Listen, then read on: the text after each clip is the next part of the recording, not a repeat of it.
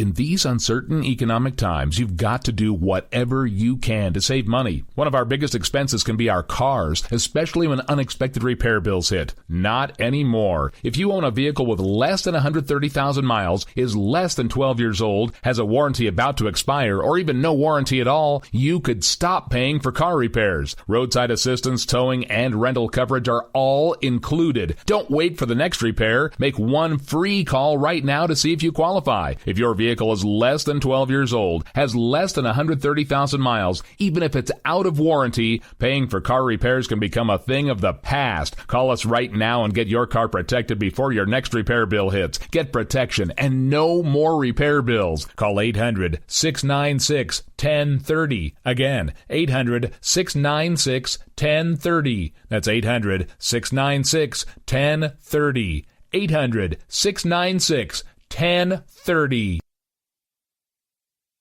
Joe had huge problems with the IRS. I knew it was coming. I hadn't filed taxes since 1990. All the IRS letters coming in added up to a nightmare. To get up to like $68,000.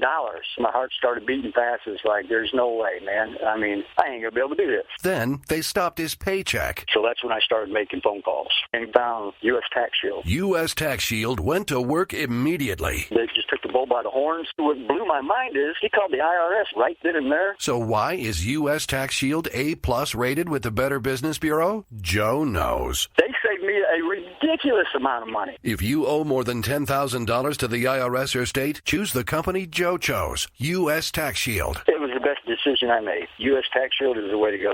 Life is good. Thank you, Lord. Call 800-471-3287. U.S. Tax Shield. Boo-rah. Yes. 800-471-3287. 800-471-3287. The Internet will never be the same. You're listening to K98Talk.com. Whoa! Good God, y'all. What is it good for? Absolutely. Let's get set again.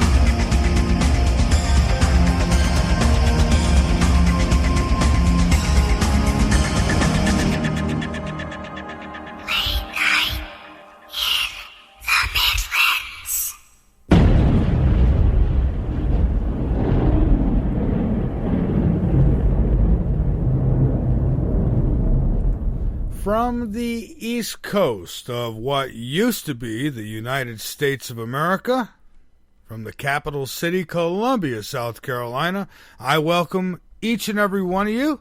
This is Late Night in the Midlands. I'm Michael Vera, and folks, tonight, well, we have a great guest. We have me. I'm going to be with you for this first hour, and a little later on in the show, I may have some others who are joining me. I do believe Ira will be popping in, and you may say, well, I was really hoping to hear a little bit of UFO stuff tonight, and you know what? I really wish we could do that tonight, but we really need to cover some other things. I don't know, every now and then, that urge comes and that opportunity comes, and it's here. Tonight's that night, and I think tonight's a good night to talk about something that's really important. Not that all these other things aren't important, because they are. But right now, I think the most important thing right now is our future and what's left of it, if anything. But to make some of you a little happier, tomorrow night, because I know some of you might want to tune out tonight because some of you might not want to hear me rant about Obama or rant about Hillary Clinton, or you might not want to get into things that will affect you directly, and I understand that. You're still part sheeple, and I get that. So for you, tomorrow night we've got Dr. Daniel Sheehan joining us, so you might be happier coming when we're not talking about how the country has gone to hell in a handbasket, because folks, quite frankly, it has, and I want to talk about that tonight. And that's the great thing about having my own radio show, is that I could talk about whatever I want, anything I want, whatever I feel the topic should be. Well, it is. And something told me, don't book anybody on Monday. And so I didn't, because Mondays are always good for me, because you see what happens is the weekend builds up on me and it starts pushing my back, and just really starts to ache, and then Monday comes along, wonderful Monday, and you know how Mondays are such a great day to begin with. We all love Mondays, right? So then I get to come on here Monday night, 9 p.m. Eastern,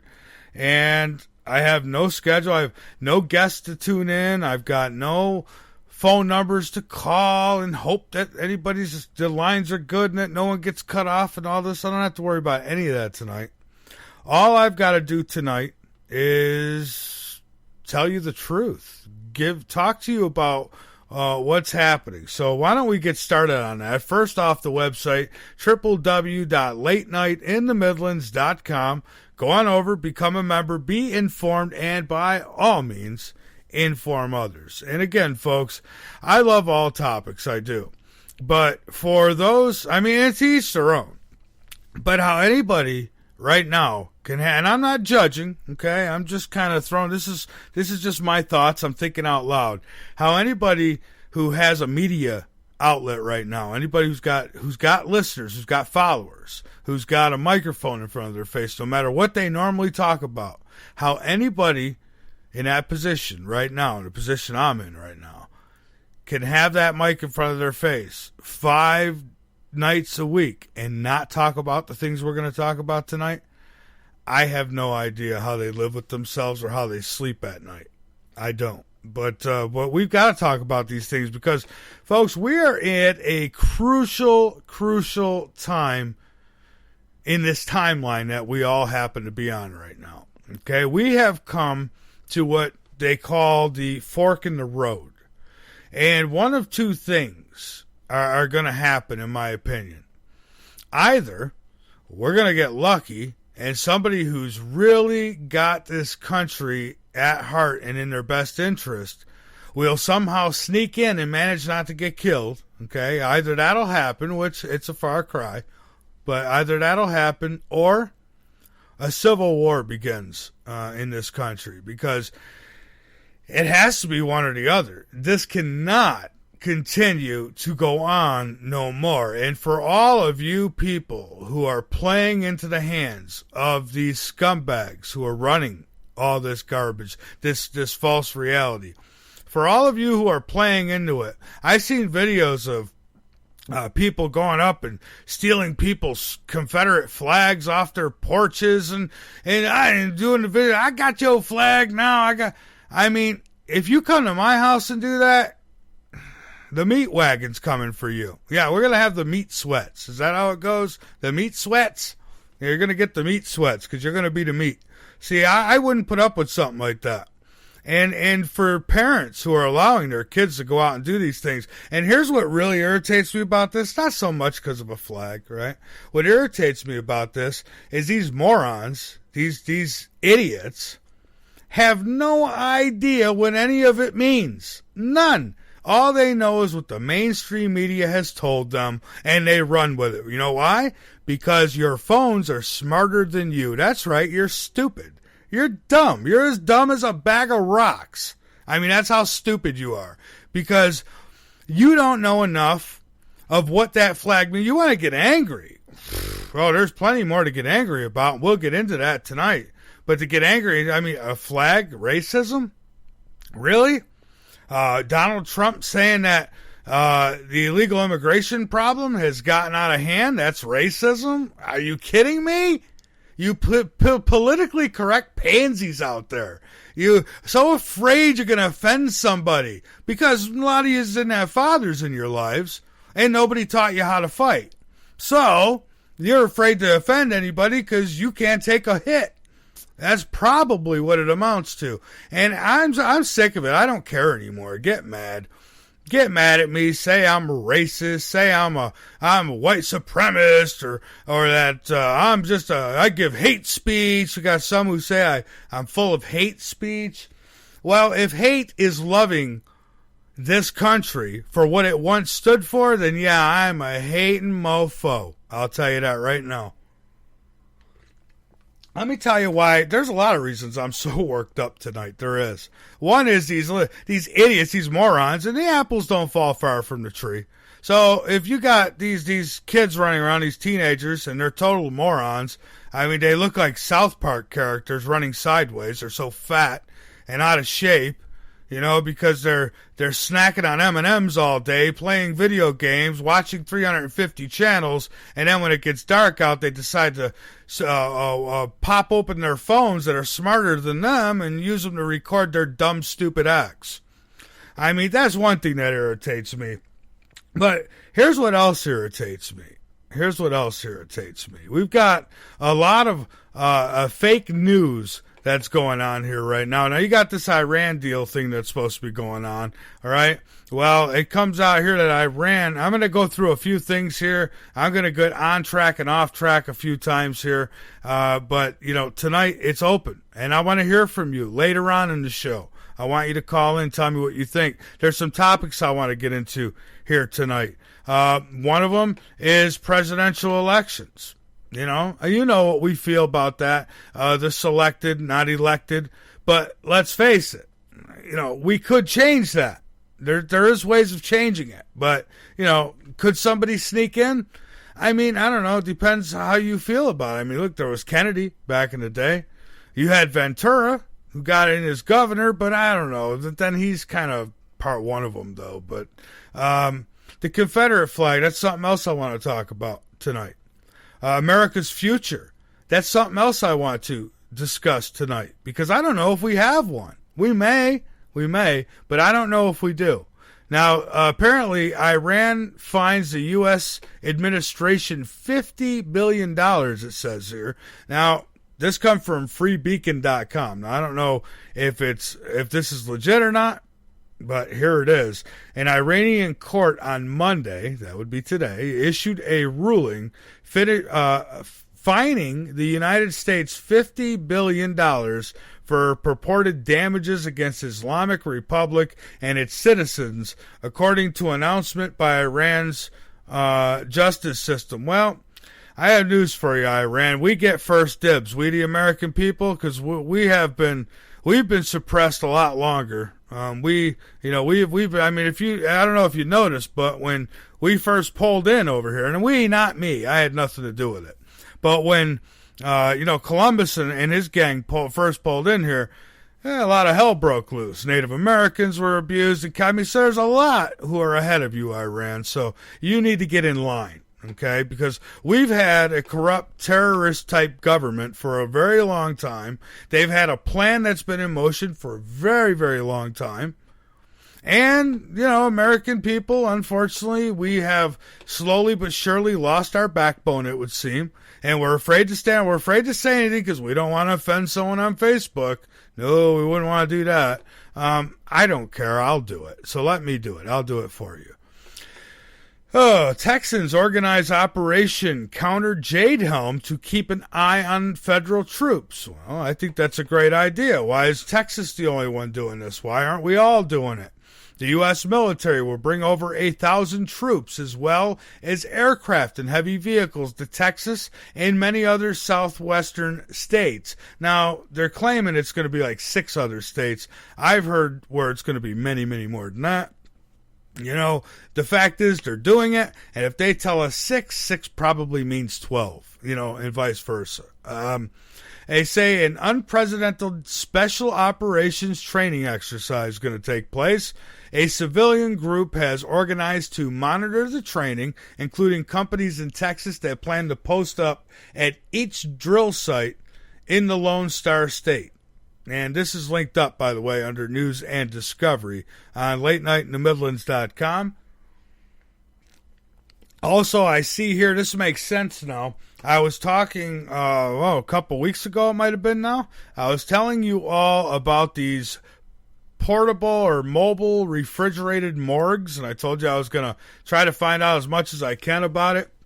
Well, from what I'm seeing now, some are calling this a conspiracy theory, but, you know, the truth is always called a conspiracy theory before it's called the truth. We know that now. All right, Bluebell, they say, is in on it here, and they have been all along. Now, I think in this article they're trying to kind of pick a little fun at it, okay? But for me, I don't think it's funny. I think it's serious because somebody's seen a handful of Bluebell ice cream trucks traveling a Colorado interstate next to a convoy of military Humvees. Apparently, from what I understand, these ice cream trucks were with that convoy. Now, were they? I don't know. I wasn't there, but it makes sense. So, mobile refrigerated morgues. I don't know. Can the ice cream business, maybe they want to save it a little bit. I don't know. Maybe Skippy's not making enough change from the kids.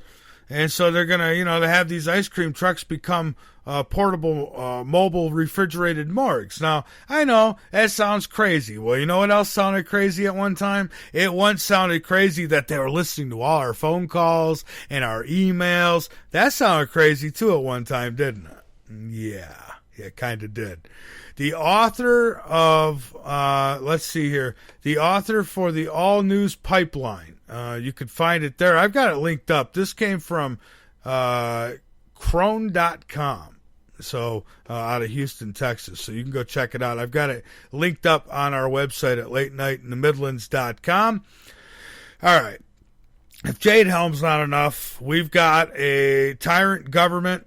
I mean, I don't have to go through the drill. If you've been listening to this show, if you've been paying attention, if you've not been watching Simon Cowell, and you've actually been paying attention to something worth watching or listening to, then you know that the country has been taken over without firing a shot. It's been a silent takeover. They invaded us. They came over our borders. They've invaded the country. They put their own from the inside, and they're destroying it from the inside out. America is being taken apart piece by piece. It is being destroyed. It is being taken down.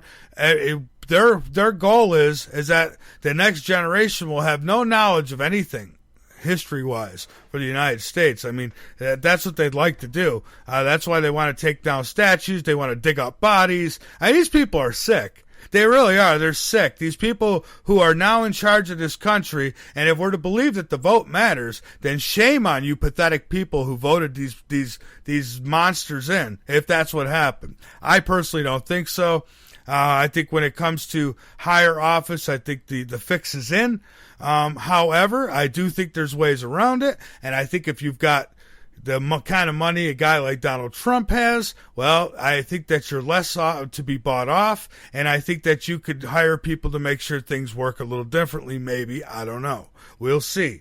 I hope that the guy gets in. I hope that he's for real. I hope somebody who's real will sneak in and take this country back, because it seems like that's what everyone's waiting for. They're waiting for a lone ranger to come in and do it, when all we need to do is all come together, and we could do it like overnight. I promise you it'd be an overnight thing.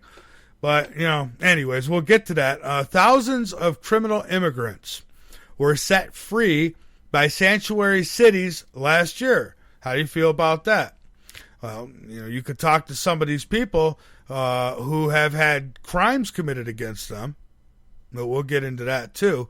Local law enforcement agencies that have sanctuary policies for illegal immigrants released nearly 9,000 illegal immigrant criminals whom federal officials wanted to deport in 2014, according to government records obtained by the Center for Immigration Studies.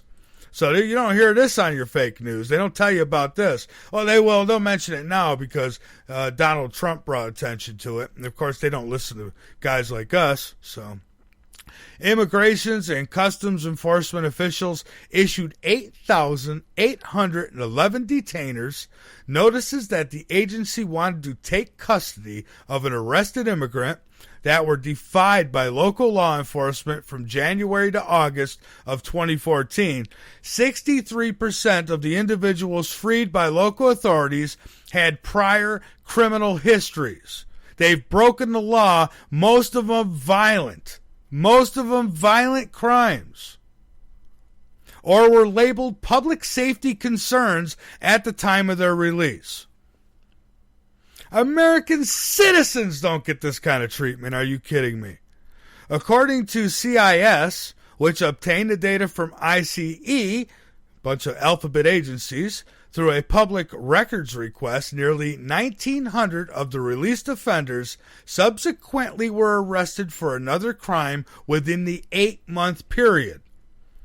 Now, you go over to Mexico and you commit a crime. Good luck. Remember we had one of our troops who made a wrong freaking turn? And the guy got, how long was he locked up? Jesus, Nelly. So we got that. Now here's another one that might make you happy. And I'm not looking for these stories just to make it sound not like the fake news. I'm not going to just find stories that benefit what I think. Okay, what I'm doing is I'm telling you what I'm reading to you right now, what I am sharing with you right now. This is happening on a regular basis. It's just not being reported. And it's sickening, and it doesn't have to be because we have laws on the books, and they're not being followed. Mexican illegal alien arrested for allegedly kidnapping and raping a 13-year-old girl. While outfits like the Immigration Policy Center say Americans ought to stop believing their lying eyes and understand that more illegal immigrants stream across the border, the more crime rates fall. The reality is much, much darker. On Thursday, Michigan police arrested a Mexican illegal alien, 23 years of age, this Hernandez Gomez, perfect, after finding him with a 13-year-old Florida girl who had last been seen 2 days before the ordeal. Cops acted on a tip that led them to the Hartford home where Hernandez hid the girl while assaulting her. He hid her, he assaulted her, and he raped her. He had priors. He had violent priors in the past. What happens? They let him out. So he does even worse. Now, you and I, we don't get that treatment. I'll tell you what, you come to South Carolina and get caught with a butt of weed in your pocket, and you'll probably do time. But these guys could come over, rape, pillage, drive drunk, kill people. That's all right. That's all right. Let them go. Let them go, because one day they're going to vote for me, fundamentally. All right? Is that how he says it?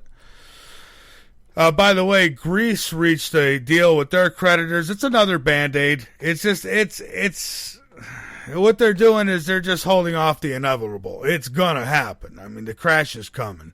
And China's planning a 13,000 kilometer rail link with America. That's 8,077 miles long.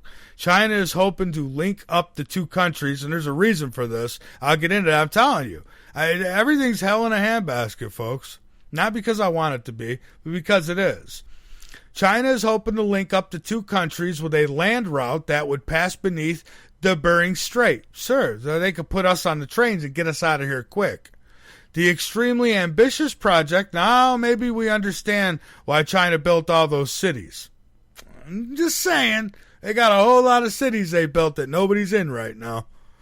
The extremely ambitious project would result in an uninterrupted railway line from Beijing all the way to the U.S. via a route that would take it across Russia and underneath the ocean. They say that the undersea tunnels would be split into two, with the first going to Russia and to a big Dimed Island, and the second would be stretching from Little Dimed Island to Canada. If construction of the route went ahead, it would be one of the longest railroads on the planet, and a journey from one end to the other would take a full 2 days, even for a high-speed train. So they want to build this train. Apparently, they say officials in the U.S. and Canada haven't publicly approved it yet, but Obama does everything that's not good for this country. I'm sure he'll get to it before he leaves, if he leaves. Again, that's 8,077 miles. And by the way, Friday, I will have Dr. Leonard Horowitz and Sherry Kane joining me. And on Friday, we're going to discuss the officials who lie about military involvements in the world's most advanced, purely scientific telescope. The TMT fraud amounts to treason on Mauna Kea for giving China control over capabilities, risking America's national security and nuclear advantage. So there's a big scandal going in Hawaii. China's involved in it. I'm telling you, the plot thickens, and we'll be talking about that on Friday. So I'll tell you what, I'm going to come back and get rolling with this some more in just a moment. Let me take this break. This is Late Night in the Midlands. I'm Michael Vera, and we'll be right back.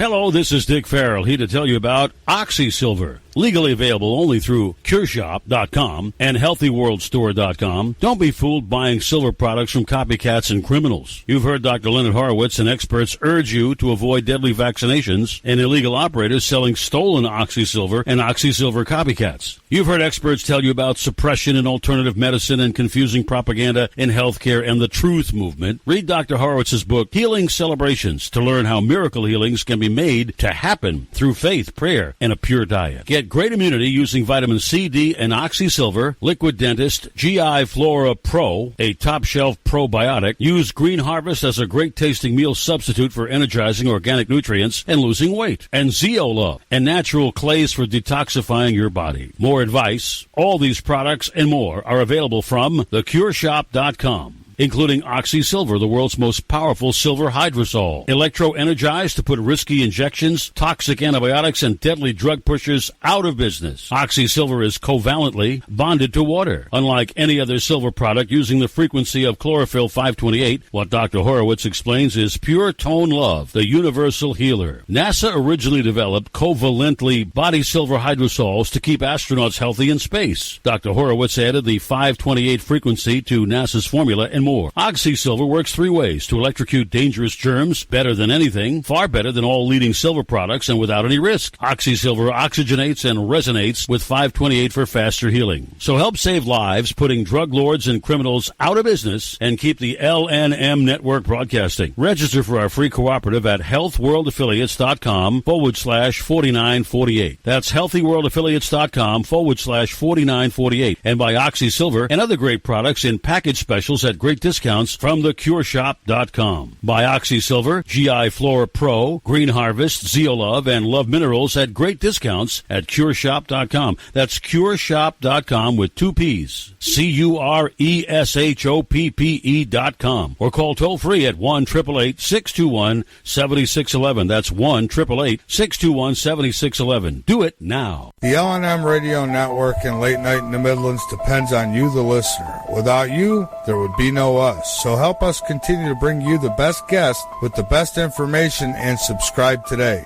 Information on becoming an LNM subscriber can be found at the top of LateNightInTheMidlands.com. Just click the About Subscriptions tab and become part of the family while helping the truth stay alive. And while you're at it, maybe subscriptions aren't for you. A one-time donation helps as well. Click that donate button on the right side of LateNightInTheMidlands.com and help us help you. The LNM Radio Network offers a moderated chat room at www.latenightinthemidlands.com. Just click the chat and listen page from the drop-down menu at the top of any page on the website, or click the Listen Live button at the top of the homepage at www.latenightinthemidlands.com. You want the truth? Late Night in the Midlands knows you deserve it. That's why we make it easy for you to listen at www.latenightinthemidlands.com. Go on over, become a member, be informed, and by all means, inform others. Folks, we're not your average radio show. We cover everything. Late Night in the Midlands on the LNM Radio Network. In many cases is the idea that the aliens are essentially trying to create a hybrid mix of themselves and ourselves. They're interested in our DNA, our genetic makeup. Bodies. And beyond that, they're interested in our personalities, our affection for our children, our love for one another, a whole kind of range of what we think of almost the most human characteristics we have emotionally. Earth. We have to face up to reality that, for example, the UFO phenomenon is a real phenomenon, no question about it. So anybody who debunks the UFO phenomenon itself don't know what he or she's talking about. Hey, Michael, I promised you I'd call in for a little bit, and here I am. I know that I bashed Bush the entire time. I wasn't even allowed on Coast to Coast there for a while because I was told not to talk about Bush. In the councils of government, we must guard against the acquisition of unwarranted influence, whether sought or unsought, by the military-industrial complex. If you're listening to this, you are the resistance. Late Night in the Midlands. We cover everything.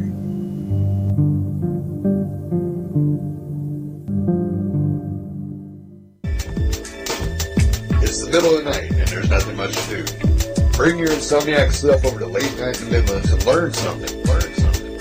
We've got every topic you can think of and very little being off limits. Alien abductions, government corruptions, the stuff that's got your sleep disrupted. Come join the conversation tales and tune in to Late Night in the Midlands with your host, Michael Vera. Late Night in the Midlands.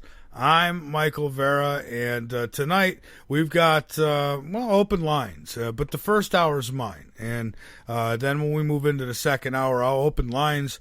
Anyone who wants to call in, I mean, you want your voice heard, believe me, I'm not going to sit here and brag. I'm not going to say we're, this, that, and the other thing, but we do get a lot of listeners, quite a few, and so, we get heard, and we're working on getting different guests on the show who I think that I guess what I'm trying to say is I'd like to have some of these presidential candidates. Apparently what they're trying to do with the internet now, one of the things they want to do is they'll make it, the FCC wants to make it so that if you have one candidate on, then you have to give them all equal time kind of stuff. So that's one of the things I think I read in that whole FCC plan here to take over the internet and to stop people like myself from giving you the truth. But that ain't going to happen. I think we've got one last chance, and I don't know how it happens. I don't know. I mean, we're talking about a guy who is a billionaire who I think has a good chance. I mean, he could, first off, get his own protection. He better. If he's real, he better get his own protection. Another thing is maybe he can, get some of the best to make sure that, things are done right. I don't know if that's possible. I'm hoping. I'm a guy who has hope. I have hope. I hope. I pray, And with that, I hope some more. And so that's what I'm doing. I'm hoping, because what I've heard so far, and I'm not a go along to get along guy, so I don't care what people think. You can say whatever you want, okay? But right now, I like what I'm hearing out of Donald Trump. And, yeah, I know about how the elections are fixed, and they have been. Doesn't mean they always have to be. doesn't mean we can't do something. I mean, who knows? We never know. I mean, I look at it as kind of the last chance, because if not, I mean, up until, he started giving his speeches, the only hope I seen was us, taking this country back. And I mean physically taking it back. And who knows? Well, let's give the guy a chance. You just never know.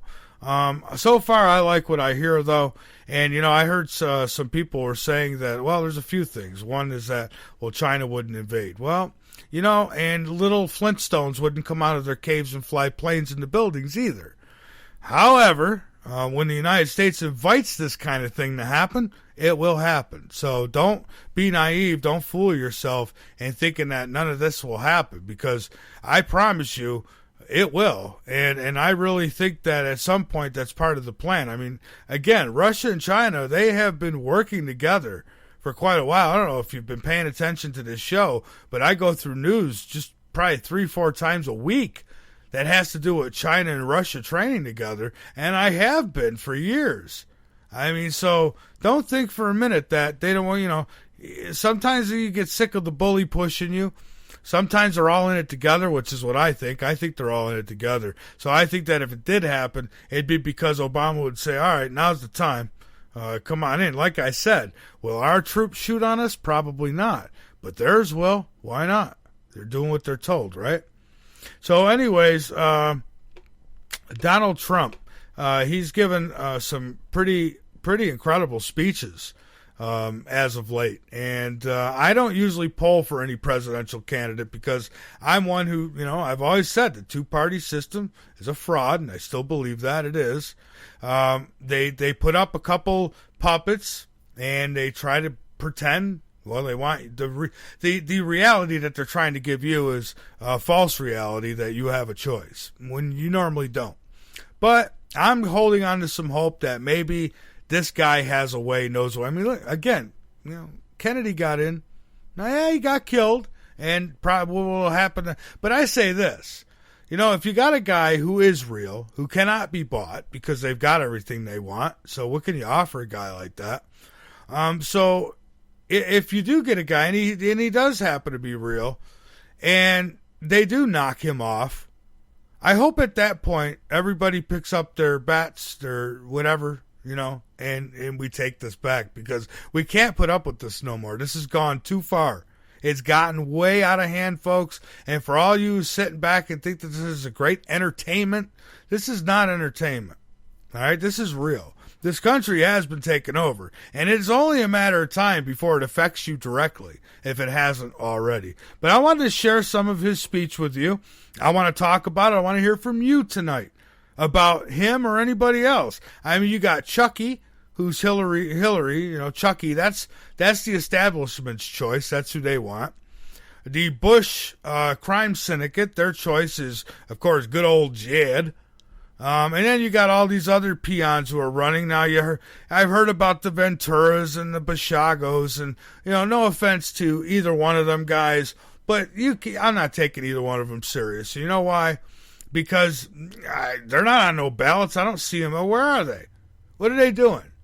Just telling everybody they're going to run, but they don't, and they're not, probably. So far, I've seen nothing.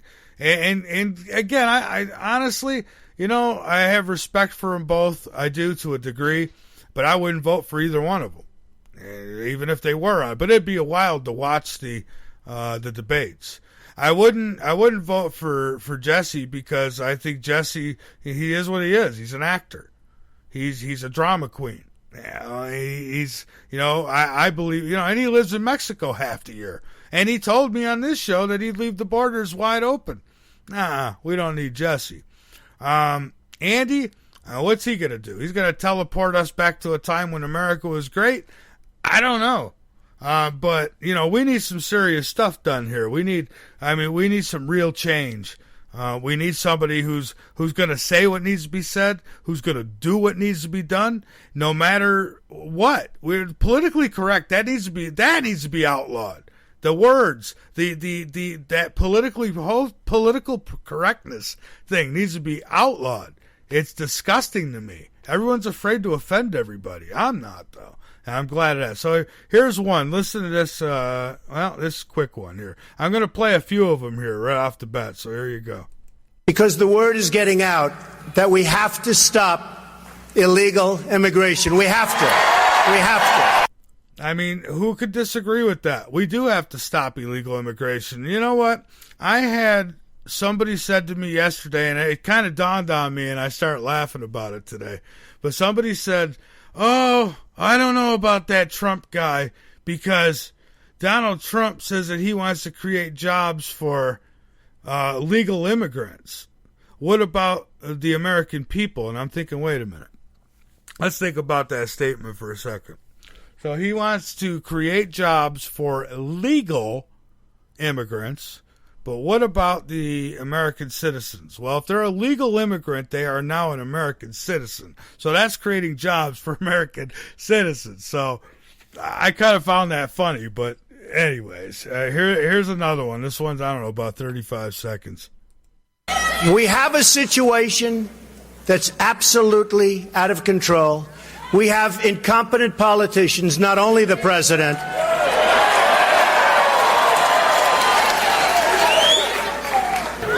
I just hate to see when people don't have common sense, don't have an understanding of what's going on, or perhaps don't want to know. Maybe it's campaign contributions, maybe it's special interests, maybe it's lobbyists. But for some reason, some people don't get it, and I don't think they'll be in office much longer. I really mean that. All right, so there's another one, and it's just, and right now, yes, it's talk, okay? It is talk, but it's talk that, you don't hear this on your fake news very often. You don't see this kind, and even Ron Paul didn't go this hardcore. Ron Paul, I mean, he was soft compared to what Trump's doing. I mean, so far I like to talk. Now let's see the walk, let's see what happens. But, folks, we need something to happen here. We definitely need something to happen here. We need somebody with some balls, for sure. Is that politically correct? I said balls. Here, hold on a minute. Here's another one. Because the word is getting out that we have to stop illegal immigration. We have to. We have to. Yeah, I know. I'm a racist now because I think we shouldn't. Look, there's laws on the books. I had a guy call in and kind of argue with me one day and says, no, you're wrong. We're wrong. That's what's wrong with the world. We need the borders all open. We need to love each other. Oh, so that's what we should do. We should open the borders. And what do you think happens when you open the borders? I don't know about you. Call it selfish. I love my country. I love my country very much, and I love our borders. And I want our borders protected, and I want our way of life protected. And if that's wrong of me, too bad. Too bad. I don't care. Because it's not wrong of me. It's my right. It's my kid's right. I know about the Native Americans, the originals. I know about all that. I know about the slavery and all these things that happened in this country. Okay? And they're horrible. Absolutely horrible. But to come after me for it is just stupid. Because I had nothing to do with any of that. I was born here. I'm here now. I am a Native American because I was born here in America. So that's what I am. And I happen to love my country. And I love our way of life. But I just don't like the way things are now. We're heading towards a train wreck here in this country. We're so close. And you young people, my God. I mean, every time I think I talk to a brilliant, intelligent young person on this show. So once in a while they'll come on and they're just unbelievable. I mean, if I was their parent, I'd be proud, right? Then you see a few YouTube videos and it just sucks it right out of you. It's like, we're finished. I mean, you see some of these kids today and that's what you think. You think, we're finished.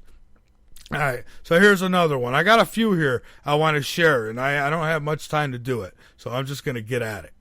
Getting ripped. We're being taken apart piece by piece, slowly. Slowly.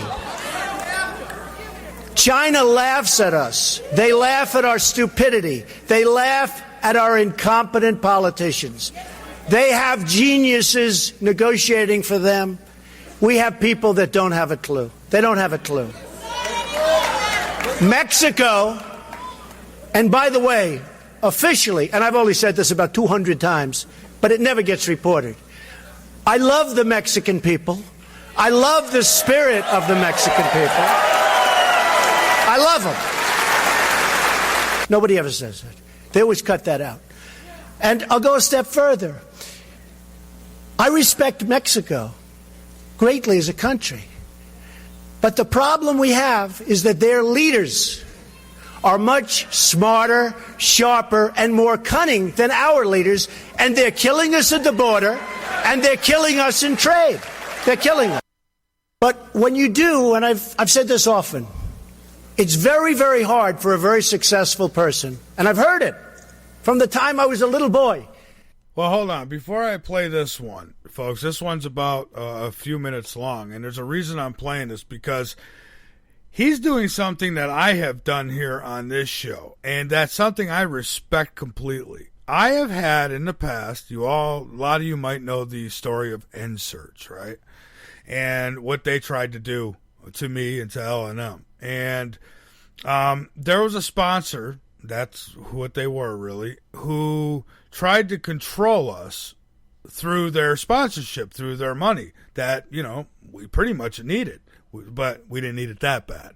And so what he's done is what I've done in the past. And these sponsors who try to control you, call them out. These so-called people who are there to support you and to work with you, and then behind the scenes they say, hey, can you please not talk about that, or we're going to have to drop you. You know what? Expose them. And that's what he does here. And I respect that. I absolutely respect that. But when you do, and I've said this often, it's very, very hard for a very successful person, and I've heard it from the time I was a little boy, to run for president or even political office. And I find it, and I have headlines every day. ESPN drops Trump. A friend of mine in Paris called, "Oh, Don, it's too bad about ESPN." You know what they were doing? They rented my golf club for a day. They put up a big deposit. I took their deposit, and then I rented it to somebody else. I made two for the price of one. No, it's true.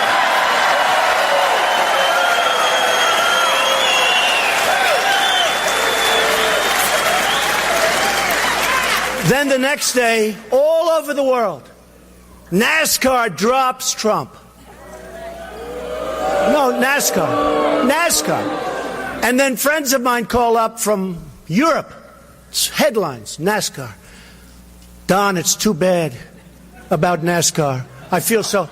You know what that one was? They rented a banquet hall at Trump National Doral in Miami for one evening. I took their deposit.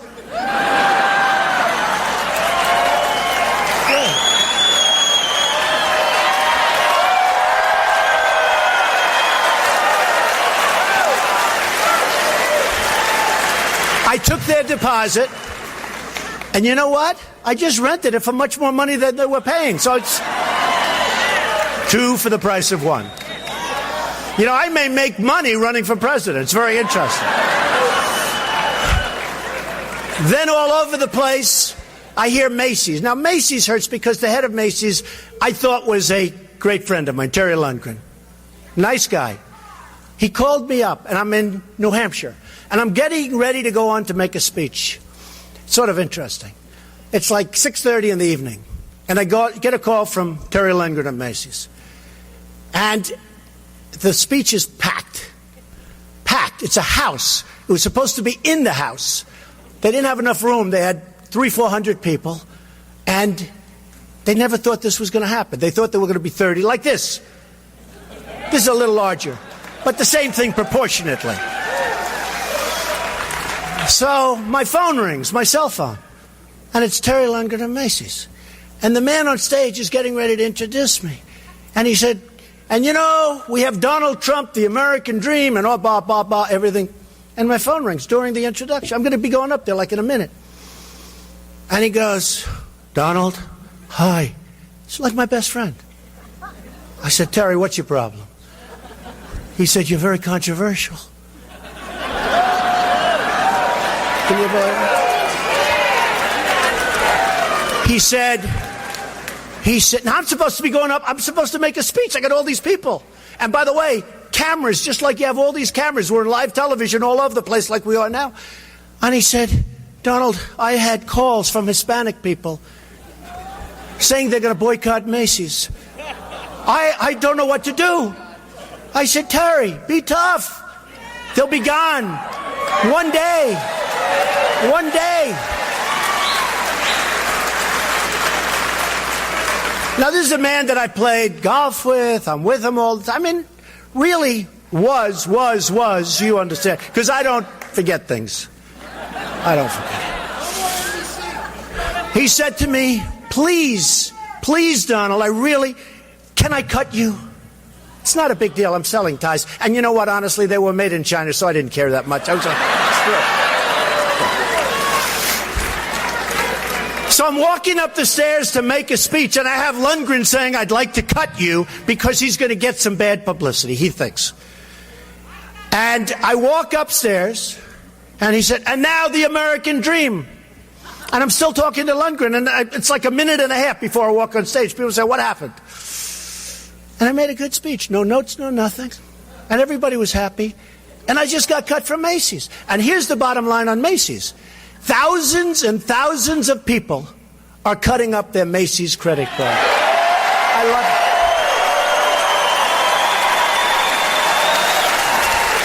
love it. See, how can you not respect that? And right now, I agree. It's talk. But damn, is it good? And is he? I mean, you know, it's like, well, we're not gonna sponsor you. We're not gonna do business with you no more. And here's a guy that's got everything, and he's like, I don't care. The hell with you. I'll just trash you in front of the America. And you know what? If I had a Macy's credit card, I'd cut it up right now. But I don't do credit cards. I'm not stupid. I stay away from those things. But yeah, real interesting. I mean, and this is why I'm sharing this. You know, when Ron Paul ran, I certainly was for Paul, and I knew he wouldn't get elected. But what I did know is he was going to bring out some serious issues. And that's what Donald Trump's doing right now, bringing out serious issues. But I even take him more serious than Ron Paul because Donald Trump's a businessman. He's not a politician. I mean, he's a businessman, and right now, he's getting all kinds of hell. As a matter of fact, he's already getting death threats from Mexico. I mean, I'm telling you, when you go against the establishment, you're very likable. But, you know, I hope he's obviously a smart man. He didn't get where he is, but not being smart. So I'm sure that he's well protected, and I'm certainly counting on it. Here's another one. Let's see. Okay, we did the sponsors. Let's do this one. And we got Ira coming up here soon. But and I mean, he just says it like it is, and I love people like that. Then I get a call from NBC. Now let me tell you about NBC. No, I got to tell you. Hey, look, I love the people at NBC. We had a tremendous success with The Apprentice. And they renewed The Apprentice. See, I give up a lot. You're going to see how much money I made with The Apprentice come Wednesday or Thursday when I do my filing. Seriously, it's very lucrative. You know, it's great when you have a big television show. It's like, you know, you're a movie star, you get a lot of money, right? Not that much, but a lot. But you're going to see very impressive numbers. So NBC calls me, we'd like to see you. Now, they don't care about inclusion. They were talking about inclusion. You know, they write the press release. So I read this. I say, this is incredible. But they call me, and a couple of months ago, the head of NBC comes to see me, and the head of NBC's boss, I don't want to mention names because they're really good people. They're friends of mine, although I probably will never speak to them again either. And you know what the head of NBC's boss, that's Comcast because they own NBC. So I get a call, the head of reality for NBC, the head president of NBC, and the head of everything, head of Comcast. And they come see me a number of months ago. Please do The Apprentice. Please. They won't deny it. They won't deny it. I said, I can't. I want to make America great again. I've done The Apprentice now for 12 years. And it's a great show. For 12 years, there have been 14 or 15 copies of The Apprentice. Every one have failed. Every single one. I mean, I could give you the names, but I don't want to embarrass people. So I must have something, right? I must have. So here's the story. NBC sees this. I mean, they're smart people. And the guys who are in my office, they said, all right, run, and then by September, we'll do something. you believe it? I said, well, if I don't do well, I would have done that. Why not? If I'm not doing well, if it's obvious, there's a problem. We just went to number one in the polls.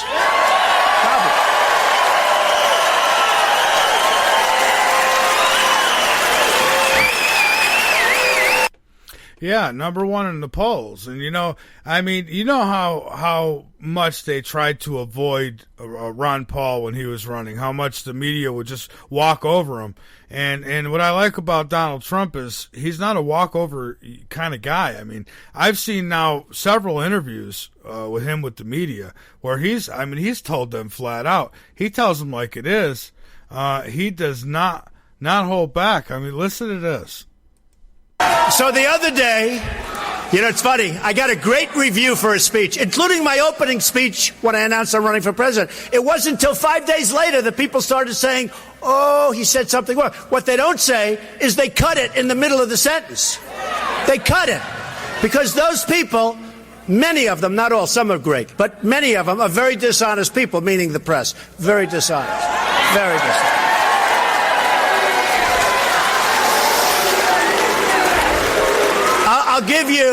I'll give you one quick example because I want to bring somebody up for a second who's fantastic. But I'll give you one quick example. I say, and it's fairly standard because I believe it strongly, the American dream is dead, but I'm going to make it bigger and stronger and better than ever before. Right? Right? So, and I say it usually once during a speech. Every once in a while I won't. I don't use teleprompters like the president. I speak from the heart.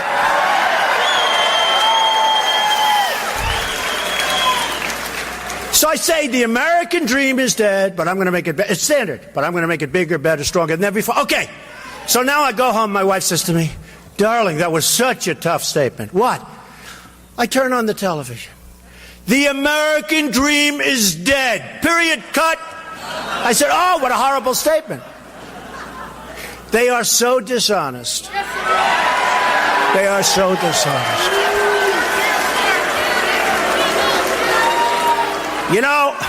What I usually do, because if you really love this country, you have a very, very hard time convincing people that what you're doing is right and that you're really smart. And that is such a true statement. When you're doing the kind of things like he's doing, like we do here every night, and that is telling you the truth, it's really hard because the people around you, some of them look at it as, it's, he's just doing it because it's his job, or he's just having fun, or some think, well, poor guy, he smoked too much marijuana, or they've got these different opinions about you, but very seldomly do you run across those in your own crowd who listen to what you say and want to know more, or even want to share information they might know, because most of them haven't a clue. They haven't a clue if they haven't watched it on their fake TV. That reality box, that virtual reality box that they throw in there, they put ideas and all kinds of stuff in your head. It's sad. And now you got a guy. This is why I'm loving this Donald Trump. This is the reason why I'm loving him, is because, if I was running, this would be me. I would be letting him have it like this too. And this is what we need. I've always wanted that. I want somebody to just tell him like it is. When Hillary's up there and she's lying, I want someone to say, shut your mouth, you lying piece of shit, you. And that's what I want. And I think he'd be the one to tell her that. Let's look at Benghazi. Let's look at these other things. I can't believe she even has the nerve. This is how stupid she thinks that we all are. That she would have the nerve to run for president after the shit she's pulled. Can you believe this? This is them in your face saying, you people are so stupid. You're morons. This is what they're telling you. And to throw another Bush up? Are you kidding me? Really? Jesus, Nelly. Jesus, Nelly. All right, well, here, I want to share quickly because we're going to have Ira coming up.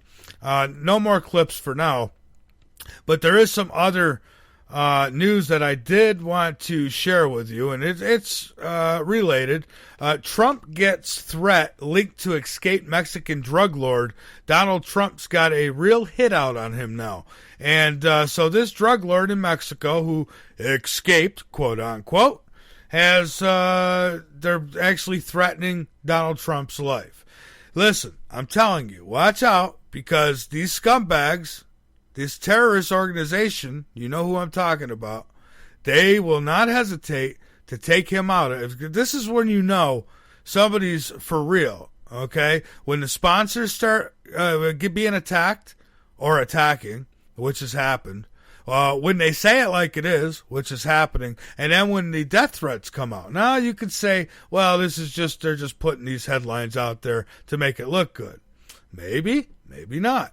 But he's touching on some that open border, that has been huge business. Not only for drugs, which is run in by the CIA, and of course their little counterparts, the drug cartels, okay, who are really, see, they're showing you pictures of little children coming over, little cute little babies, oh, look at little Dora, coming across the border, and they're playing on your feelings, see?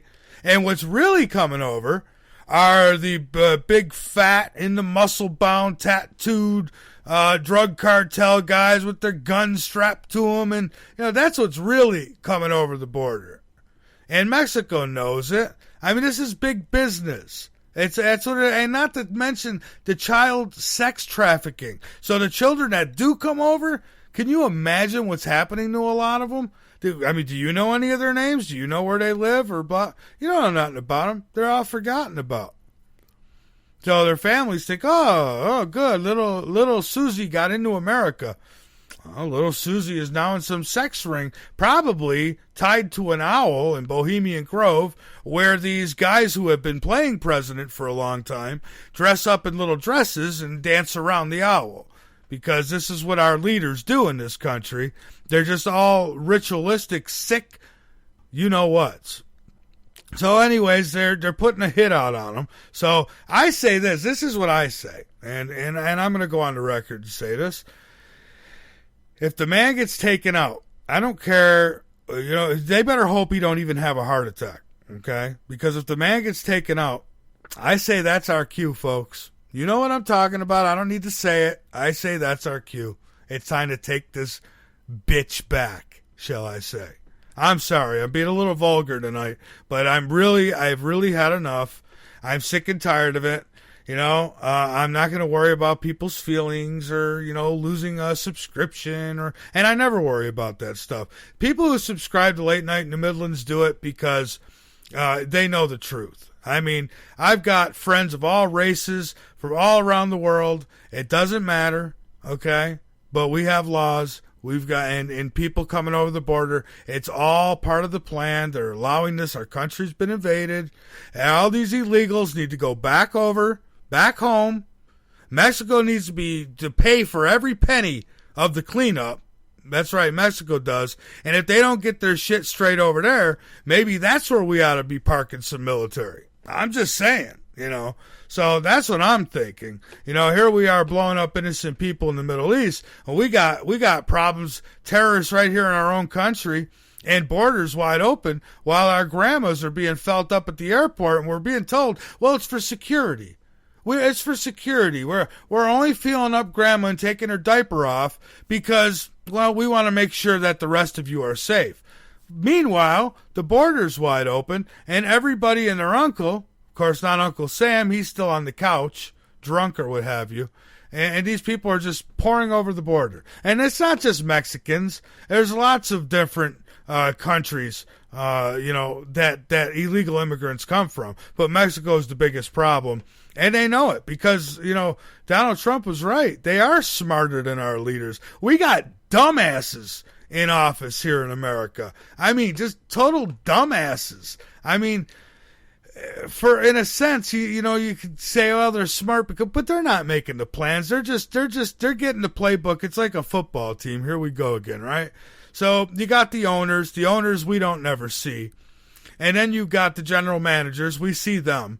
And those general managers, well, they come down and they give the the okay to the coaches, and they get the playbooks made out, and they follow it. And so that's what we got going here. Problem is, we the people, we don't have no defense. We've been dumbed down. We don't want to believe any of this, or we want to believe someone else is going to clean it up. And I'll tell you, we are absolutely out of time here in this country, on this planet, folks. I'm not playing around. I'm not, trying to fearmonger anybody. But we're coming to some pretty slippery slopes in this country now. And, people, it's time to do or die is the way I see it. And China and Russia, I think it would be part of the plan. I think that, these don't forget, they've been training for, good 10, 11, 12 years now. They've been doing training together. You got this Jade Helm ain't just in America. This stuff is going on all over the globe. Something's coming. And they don't want a guy like Trump or assuming that he's real. And so far, I like what I see. So, sue me. But if he's real, and I think he is, I really do, I feel in my heart that, here's a guy that's trying to protect his assets, I think, and he's also trying to protect, he's got kids too. Not everybody's got the golden ticket. When you say the things he's saying, you don't get a golden ticket. You better have a bulletproof vest, though. They say a mini ice age is predicted within 15 years. Are you concerned?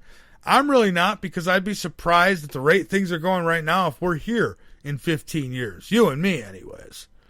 What else? So I think that's about all I got right there right now. So I'm going to bring Ira up here in just a few minutes. I'm going to take our second break, and then we're going to go an hour straight. And, folks, the lines will be open. I'd love to hear from you. It's time. It's time, as he says. But the silent majority is back, and we're going to take the country back.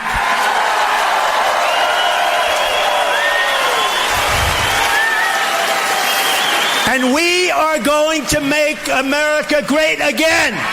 Thank you. Thank you. Thank you. And that's really all I want. That's really all I want, Right now, we got a dictator. We got a dictatorship. He's doing whatever he wants, whenever he wants. And, folks, accept it or not. I mean, you don't have to accept the responsibility, but I'm going to accept a little responsibility because here's what we're doing, folks. We're paying them to spy on us, to enslave us, but worse yet, it's our money that's going in to what they're using to kill innocent people. I'm telling you, and it's sad, folks, and I don't want to do it no more. Do you? I don't. I want this changed. I want this changed now. And if it means my life, then so be it. Let it be. But it needs to change. It needs to change, and it needs to change tomorrow. It has to change, folks. We cannot go on this slope no more like we are. And, these people who are waiting for E.T. to come and beam you up, good luck with that, all right? And for those waiting for Jesus to come in on his surfboard through the clouds and save the world, I don't know. All I can say is maybe they're waiting for you. Maybe they're waiting for you. I'm Michael Vera. This is Late Night in the Midlands. We'll be back in just a few minutes.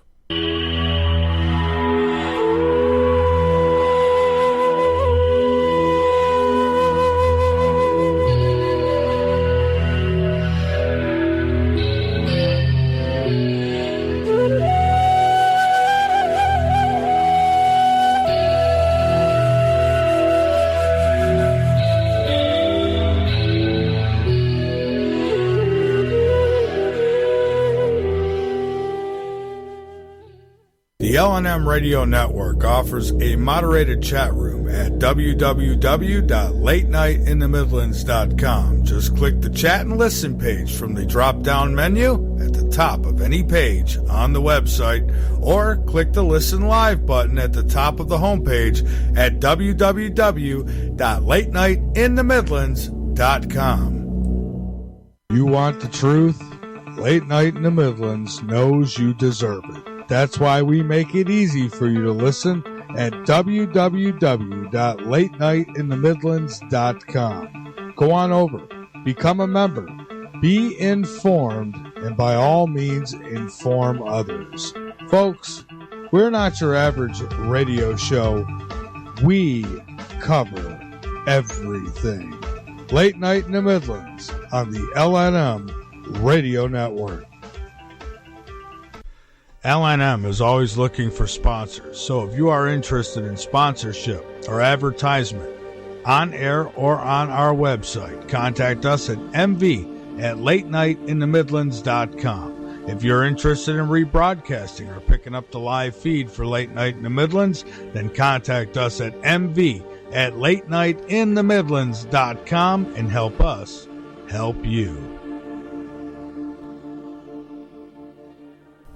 Hi, I'm Joshua Vera, and I wanted to inform you that Late Night in the Midlands is offering limited on-air advertisement. With 30 and 60-second spots available, or inquire about placing your banner ad on the LNM website, or go ahead and package a deal, but either way, get the attention you deserve and join the LNM family. Contact us at mv@latenightinthemidlands.com. Again, that email is mv@latenightinthemidlands.com. Late Night in the Midlands began as a hobby and became a mission, and is now a 24-hour radio station, and we cover everything and expose the truth one show at a time. The LNM Radio Network, shining a light at the end of the tunnel. And as we have been programmed mentally, intellectually, one must be aware of this being programmed. Like a computer. Programming that we are constantly assaulted by throughout our life conditions us, it programs us to a particular worldview. The project is literally the secularization of the world. New secular or worldly order. A new study says the news media have been pushing a gospel of godlessness on the American public. Because this media is here and designed to make sure that they ask no critical questions. To make sure that the only thing that they are concerned about is having a good time. And so that is why today, one of the struggles that you have as young people, that when you want to do different events and you want to talk about real issues, you have the struggle of many of your peers who've been so conditioned in this matrix that they would rather party than listen to the truth. They would rather party and shop and go to the mall than to stand up for issues of justice. They're stuck in the matrix. But you have the responsibility of helping to wake them up. Now, how do we know that there's a God? After having been thoroughly brainwashed. And how do we know that there's a creator?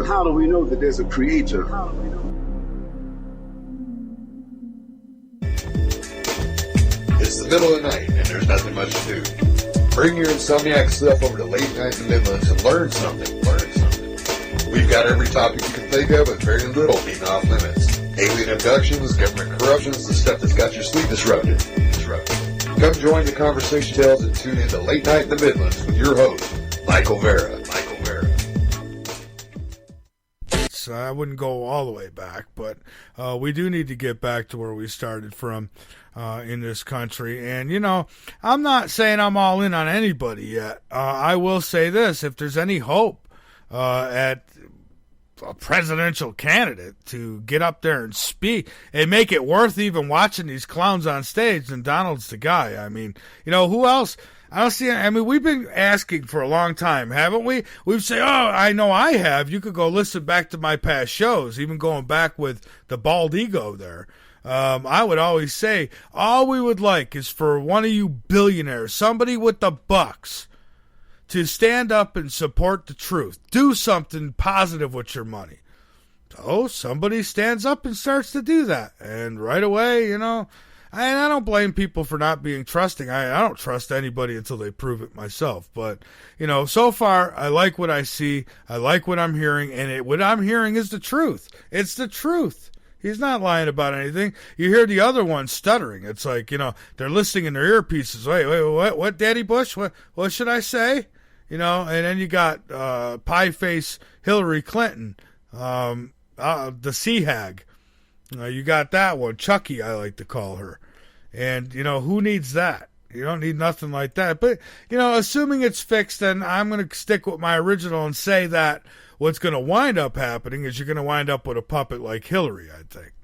But what could happen, and boy, wouldn't that be great, is Donald Trump could be the real deal, and he might get in there. And we do need a businessman. We're in trouble. And, you know, we need somebody. I mean, Obama, he don't even know how to count his golf balls, for crying out loud. He's got someone else who probably does that for him. I mean, it's time. It's time for one way or the other. Either somebody comes in and fixes this, or the bunch of us get together and, I don't know, we make like bouncers in a bar and we start throwing the trash out the door. That's all we could do. I mean, I don't know what's left. Everybody wants to go and run to their neighbor, knock on the door and hug him and love him. And that's all well and good. Do that later. You know, right now we need to make some changes. And, you know, and there is love involved. I love my country. I love my kids. I love my grandkids. I love the planet I live on. There's my love. Now I want to use that love to make changes. So that's what I look to do. All right. So I want to bring on Ira here. And I got something else, too, I want Ira to listen to. It's about 30 seconds long once I get him on. And because it really, I mean, this is something else we've been saying right along. All right. There it goes.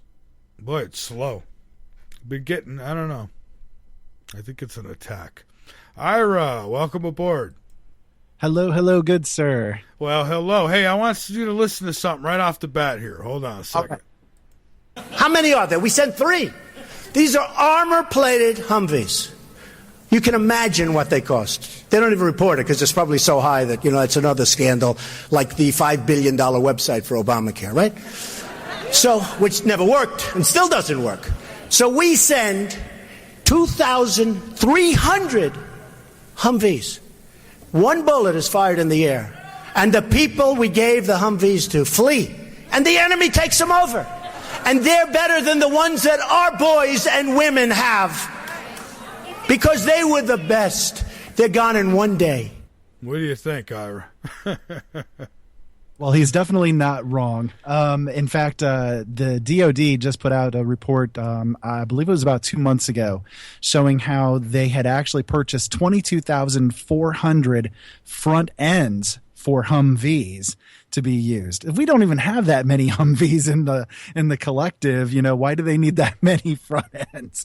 It's a ridiculous amount of money, but he's not wrong. I mean, people are definitely afraid of the United States military, and they always have been, and with good reason. I mean, we don't spend, 10 times the amount of money on defense spending than any other country combined for nothing, Well, and I've always said, so I agree with him on another issue. I've always said if I was in charge, I would bring all the troops home. They would come home, and we would have such a powerful military here in the United States that we wouldn't have to fight. And I wouldn't, see, that's what we used to do. We used to have a strong military, and it was here to defend the country, not to offend other countries. Absolutely. You're absolutely right. And by the way, if I sound a little strange or if I start to cut off or anything like that, please pardon me.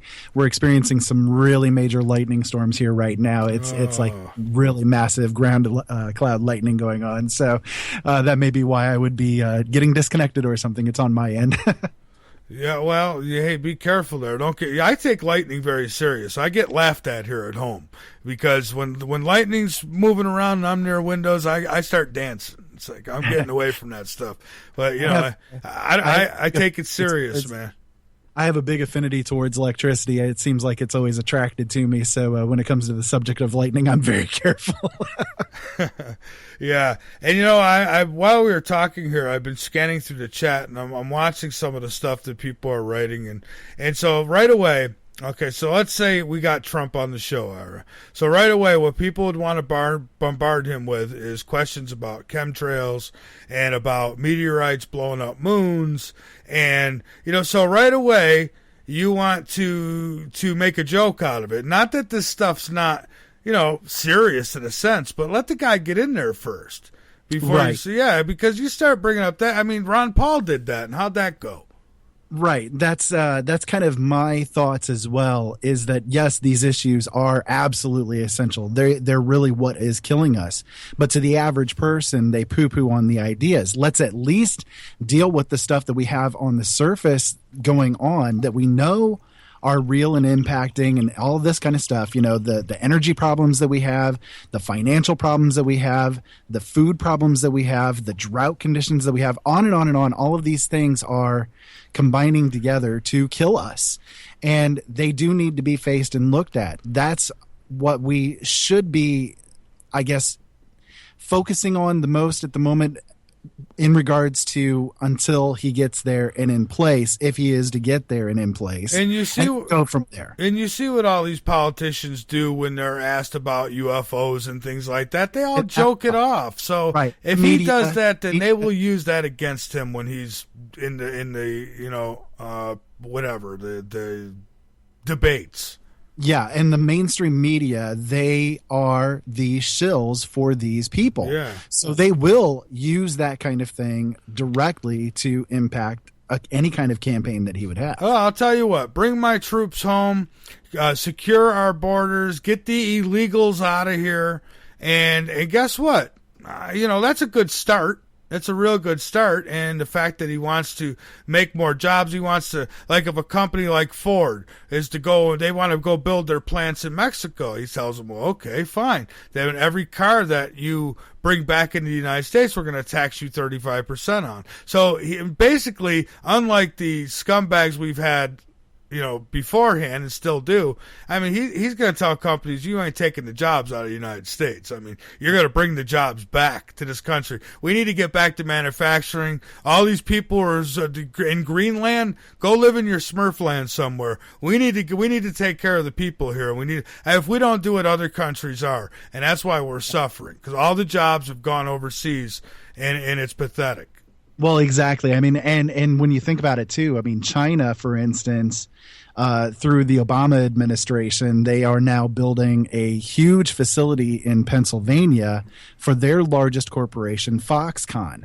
And yes, granted, that's going to be at least some American workers working there, but they also worked out a deal that they can bring over immigrants that will be working in this plant as well.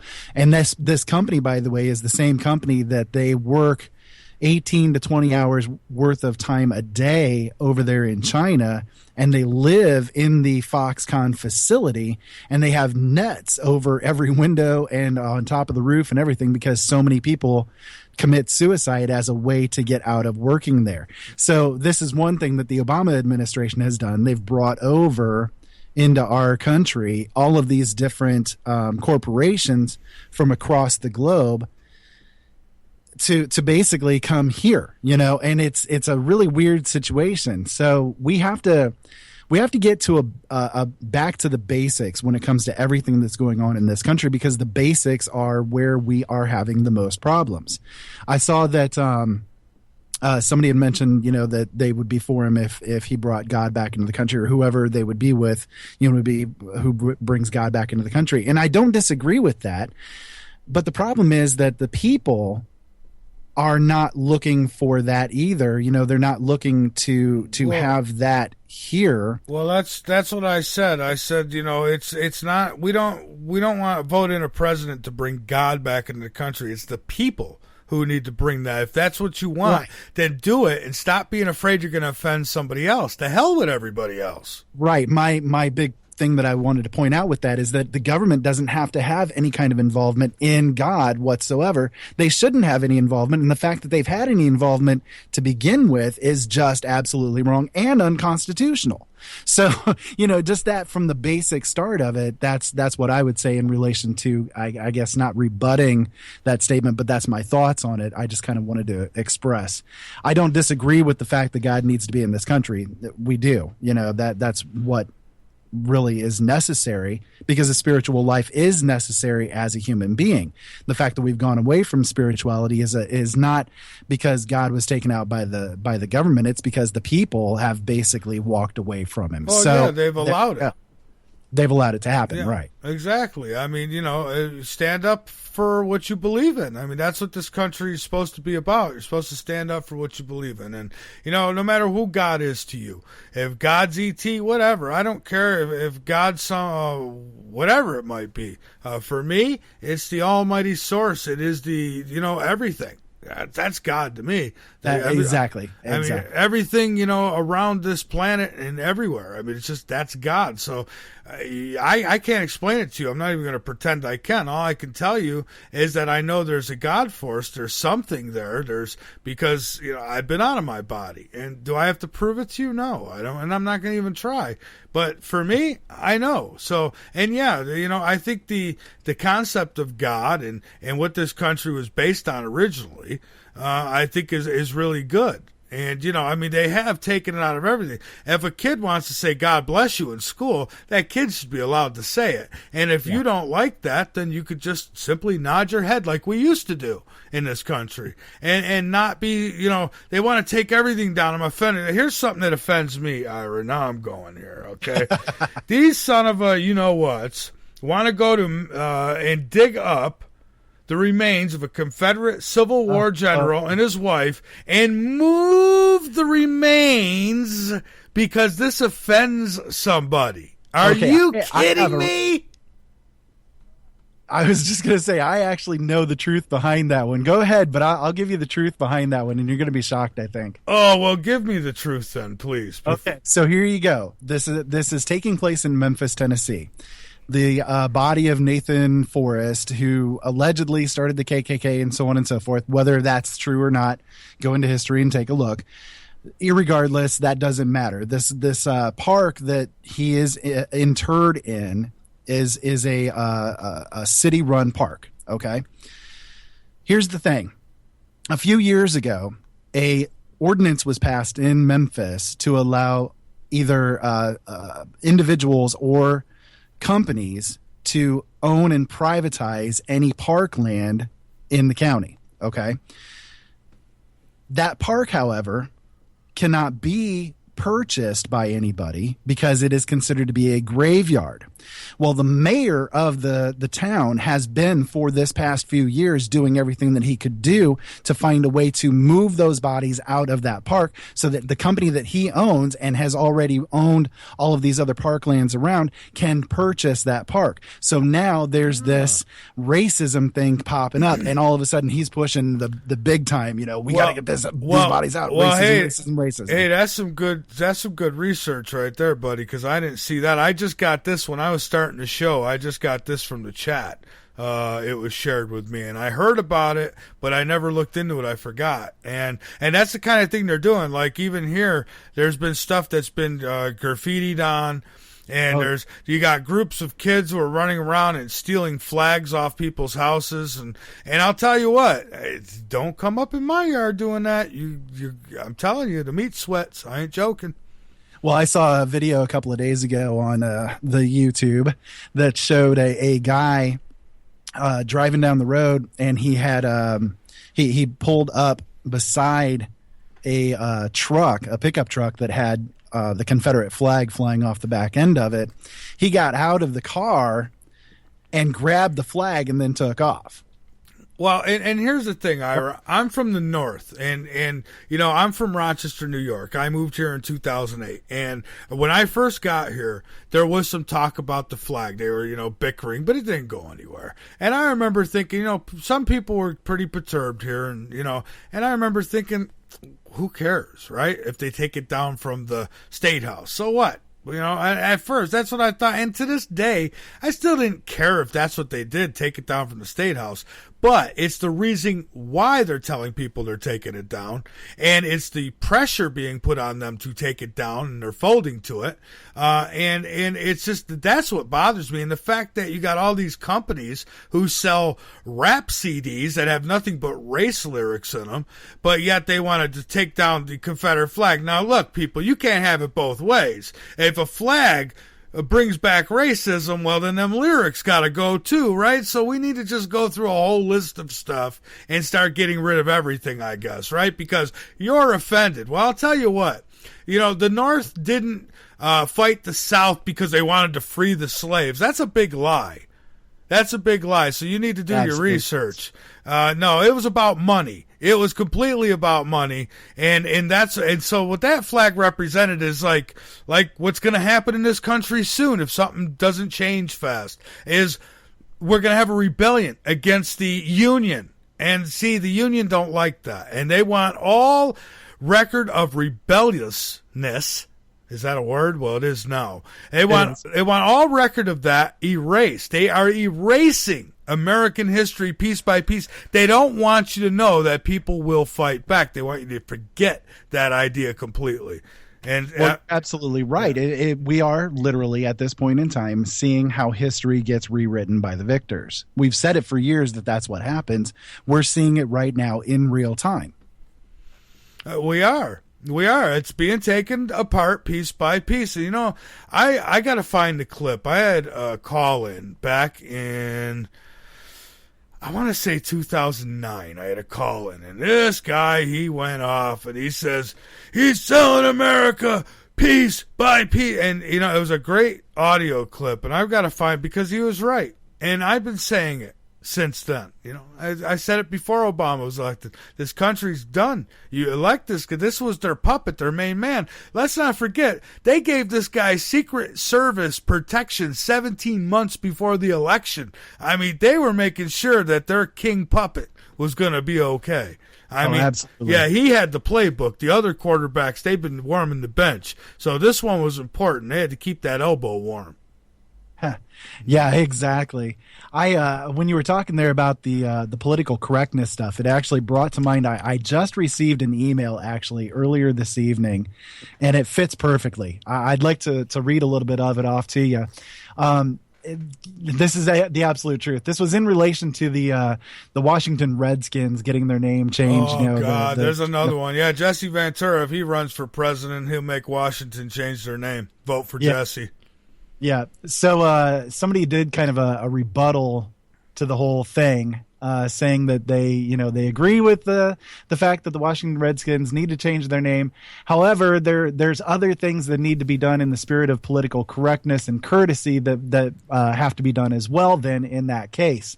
So, for instance, let's get rid of the Kansas City Chiefs, the Atlanta Braves, and the Cleveland Indians. Also, in references to any skin colors, we need to get rid of the Cleveland Browns. The Carolina Panthers obviously were named to keep the memory of the militant blacks from the 60s alive, so that's offensive to white people. Well, you know what? Ronald McDonald's offensive to me because I have red hair.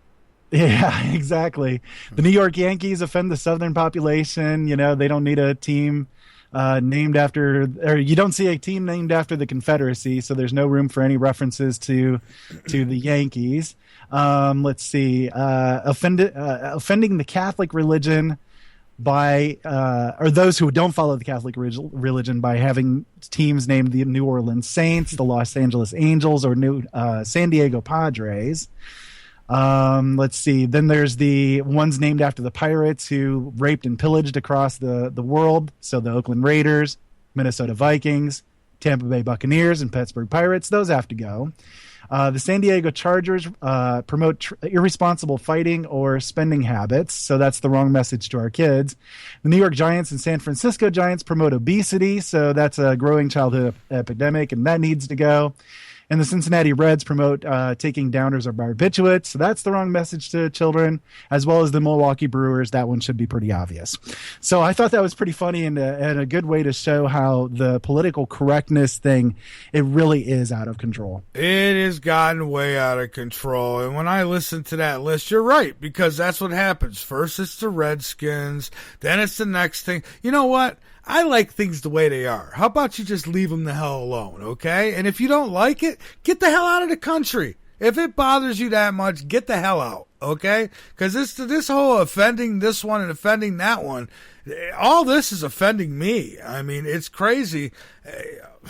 You're going to hear, fellow Americans, it was last night at exactly 12 a.m. when the United States of America was pronounced dead. That's right, no pulse, dead. Absolutely, completely dead. It is a stiff. You start doing things like that, and it becomes, because everything's going to offend everything. I mean, my God. You know what? People in India are going to be offended that we eat hamburger. I mean, Jesus, Nelly, just keep it going, right? Yeah, absolutely. We're coming to the point swiftly where America is at the stick the fork in it, it's done. And we're pretty much on braise right now. The meat is pretty much cooked. We're basically there at this point. I mean, it's just it's a sad situation all around. It really is. And, the game's got to end. It's got to stop. That's enough. These other countries, too, you look at like China and Japan and a lot of these Asian countries, and what they do is they purposely manipulate their currency so that, this so-called free trade stuff, we're getting shafted. I mean, we're literally getting shafted because their money, so it's less money for them, and they're manipulating their currencies. And I mean, that's another way we're getting played. And it's all part of the plan. These so-called leaders of ours, Congress, the president, all of them, they're all guilty of this. I can't believe that Hillary would have the nerve to even try to, put her face out there to run after she killed people.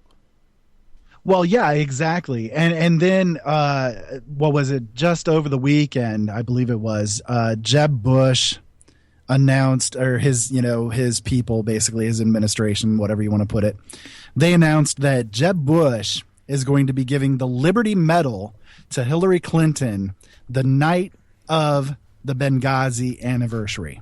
You know what they are? It's like a bad episode. It's like, it's like Star Wars. They remake it every few years. Same characters, just different different actors playing the characters. And there you go. So Bush, Clinton. Come on with this crap, people. Are you that stupid? Jed Boy, what he looks like Leave It to Beaver, all grown up, right? Yeah, exactly. I mean, that right there, it shows the insanity of what's going on. Obama getting the Nobel Peace Prize, for God's sakes. Clinton getting the Liberty Medal. Come on. This is a joke. It's an absolute joke. It's a travesty. And it shows how much these people really give two craps about the people. Well, yeah, and Obama... The fact that he's doing this, or the fact that they're doing this on the eve of the Benghazi attacks, is a slap in the face and a spit on the graves to those people who died during those attacks. That is an affront. If you want to talk about something that's offensive, there you go. That's offensive. Yeah, well, yeah. Well, but that's okay, Ira. You see, that's proper offensiveness, right? That because it's them that's doing it.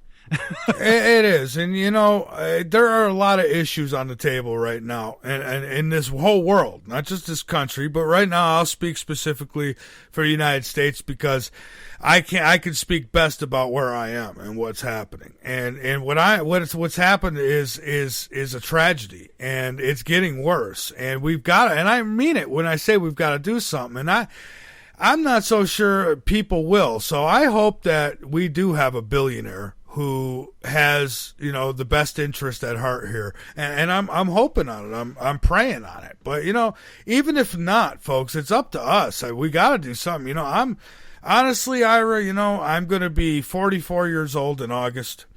I love my life. I love my kids. I love my grandkids. But you know what? If need be, I'm willing to go down if I have to do something. I mean, whatever's got to be done. It's because it's not about me. This is way bigger than me. It's way bigger than you. This is about, a future. And I know you've got kids too. And I know that you would die for their future too. And so, this is where we're at. And we've got to do something. This is not funny anymore. This is not. Stop watching Fox News when they make fun of, like that Sean Hannity, that dirtbag, who's always making fun of these. He hates it because their ratings are going down because more people are listening to internet shows like this one, which we're not just internet, but that's where we started. So, and that's where we blossom. And that's, I was told a long time ago, Ira, that, it'll never go anywhere. AM and FM is where it's at. And you know what? I knew it then, and I know it now, that, you know, the way of radio is where we are right now. And that's where it's going. That's where it's headed. And, of course, that's why they're trying to cut it off at the knees, because what we're saying tonight, you're never going to hear that on the fake news. I mean, you know, whether they say they're fair and balanced or not, they're really not. And it's all a show. And I'm sick of it. And I hope you're sick of it too. It's time for real change. It really is. Our country has been taken, folks.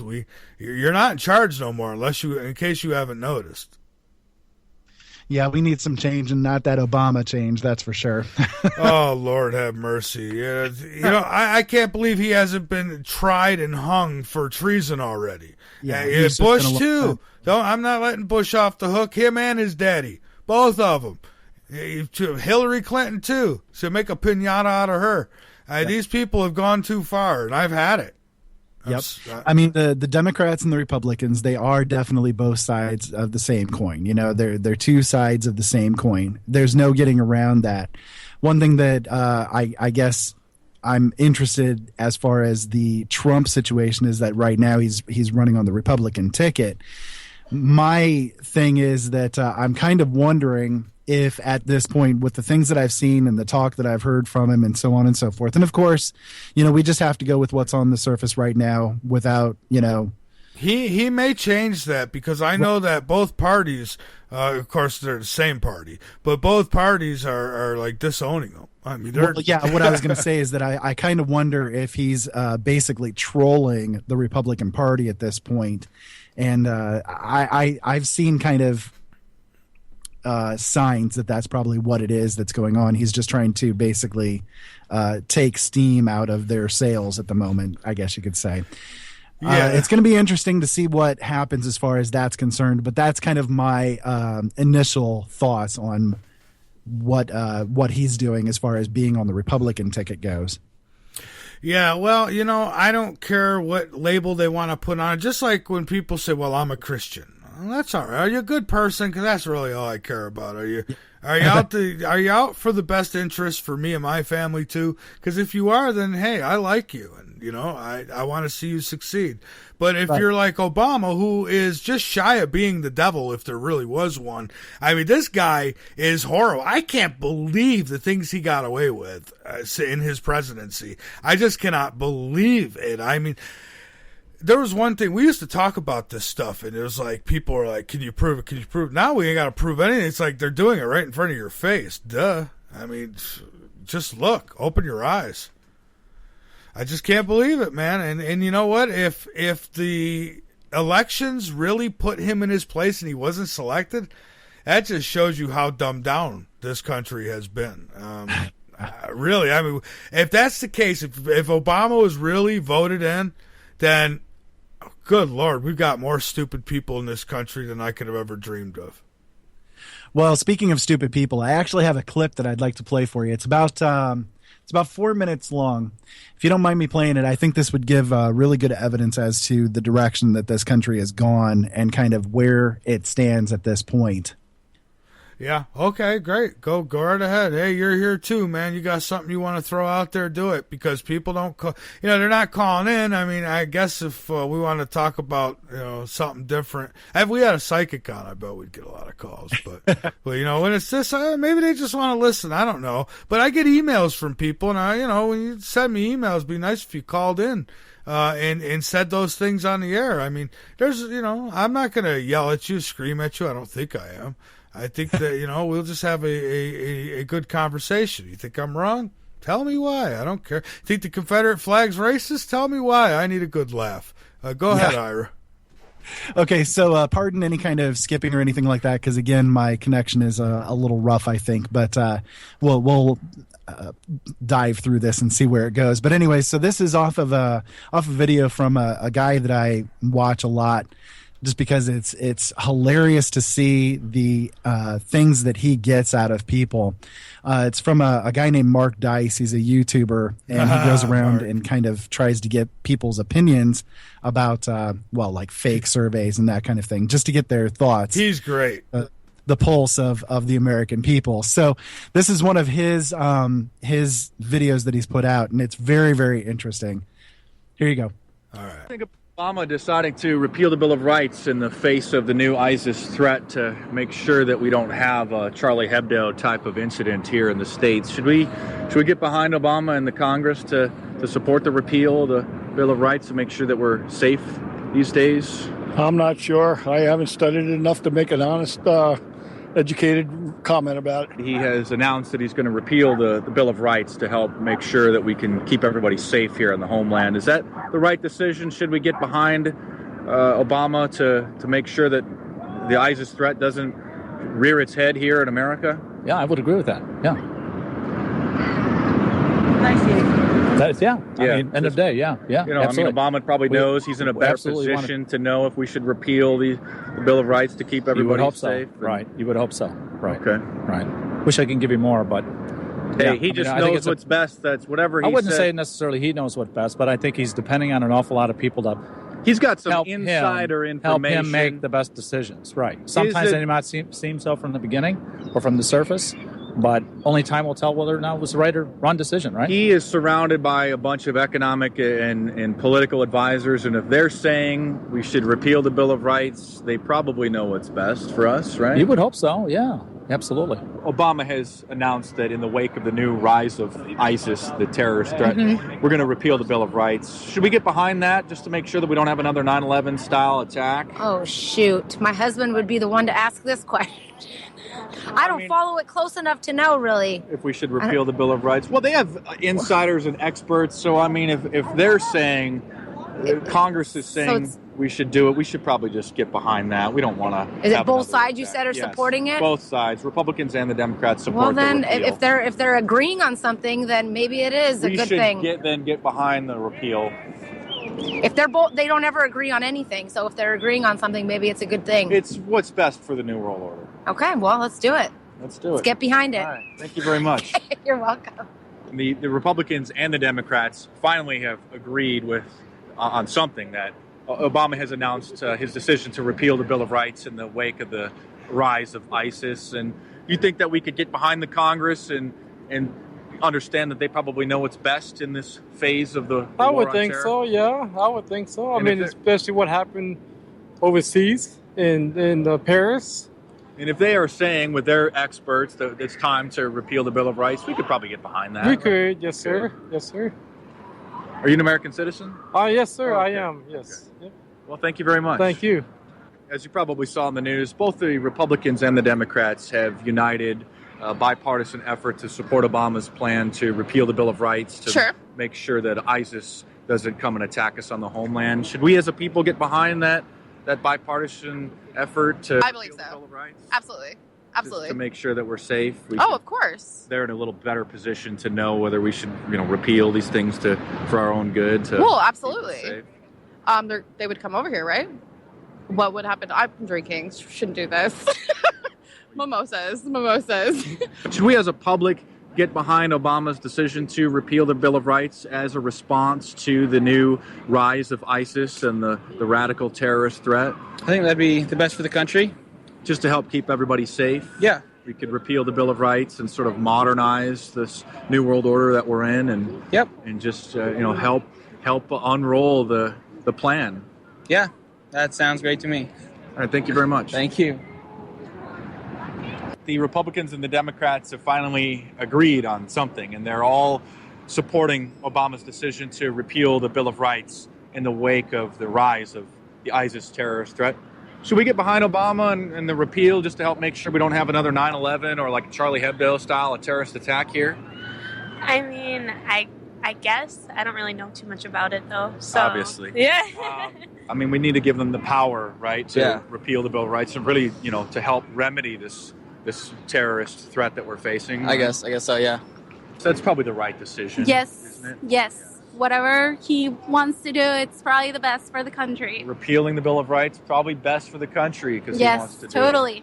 Totally. Go for it. Go Obama. Go Obama. Thank you very much. You're welcome. Thank you. Should we get behind Congress and Obama to support this new phase in the war on terror to help keep everybody safe? To repeal the Bill of Rights? Absolutely not. That's crazy. It is. Thank you. So finally, one person said that it was a crazy idea. And I know through following him in the past that he doesn't just, it's not that he just, he gets equal amount of people and that he just plays more of the dummies. He literally gets like 10 dummies to 1. I mean, that's what happens. I mean, these people, they should be slapped. They should be smacked and made, I don't know, sit them in a corner and make them watch videos or something. But, man, where are these people? I wish they'd call in this show. These dummies. I mean, my God, I'd love to give them a little wake-up shout. Oh, we lose you, Ira? Well, we may have. No? I don't know what happened, Ira. I think there you are. Sorry about that. It's insane the amount of stupidity that we have in this country. It really is. I mean, we celebrate stupidity. If you don't believe me, watch any of your average reality TV shows. The fact that I mean, one thing that offends me is the fact that something like Jersey Shore gets 7 seasons of television time, and something that's intelligent like maybe a Star Trek series gets 4 seasons. I mean, that's offensive to me. The fact is that this country is filled with exactly that type of people. And that's the kind of stuff that we're trying to deal with. That's the kind of stuff that we're trying to push through. These people, I mean, for those of you who are out there saying, well, we need to talk about geoengineering, we need to talk about GMOs, we need to talk about this and that and that. Yes, we absolutely do. But to the average person, this is the average person right here. The ones that you just heard, that's the average people that we're dealing with. They're not going to even have any concept about what chemtrails are or GMOs are or anything like that. They don't even have a concept of what the Bill of Rights is, and the fact that they are able to speak their minds and speak their stupidity based upon the fact that we have the Bill of Rights. Can you believe the freaking guy says, I haven't had a chance to look into it to make a sensible... Are you... What? Yeah. Holy smokes, man.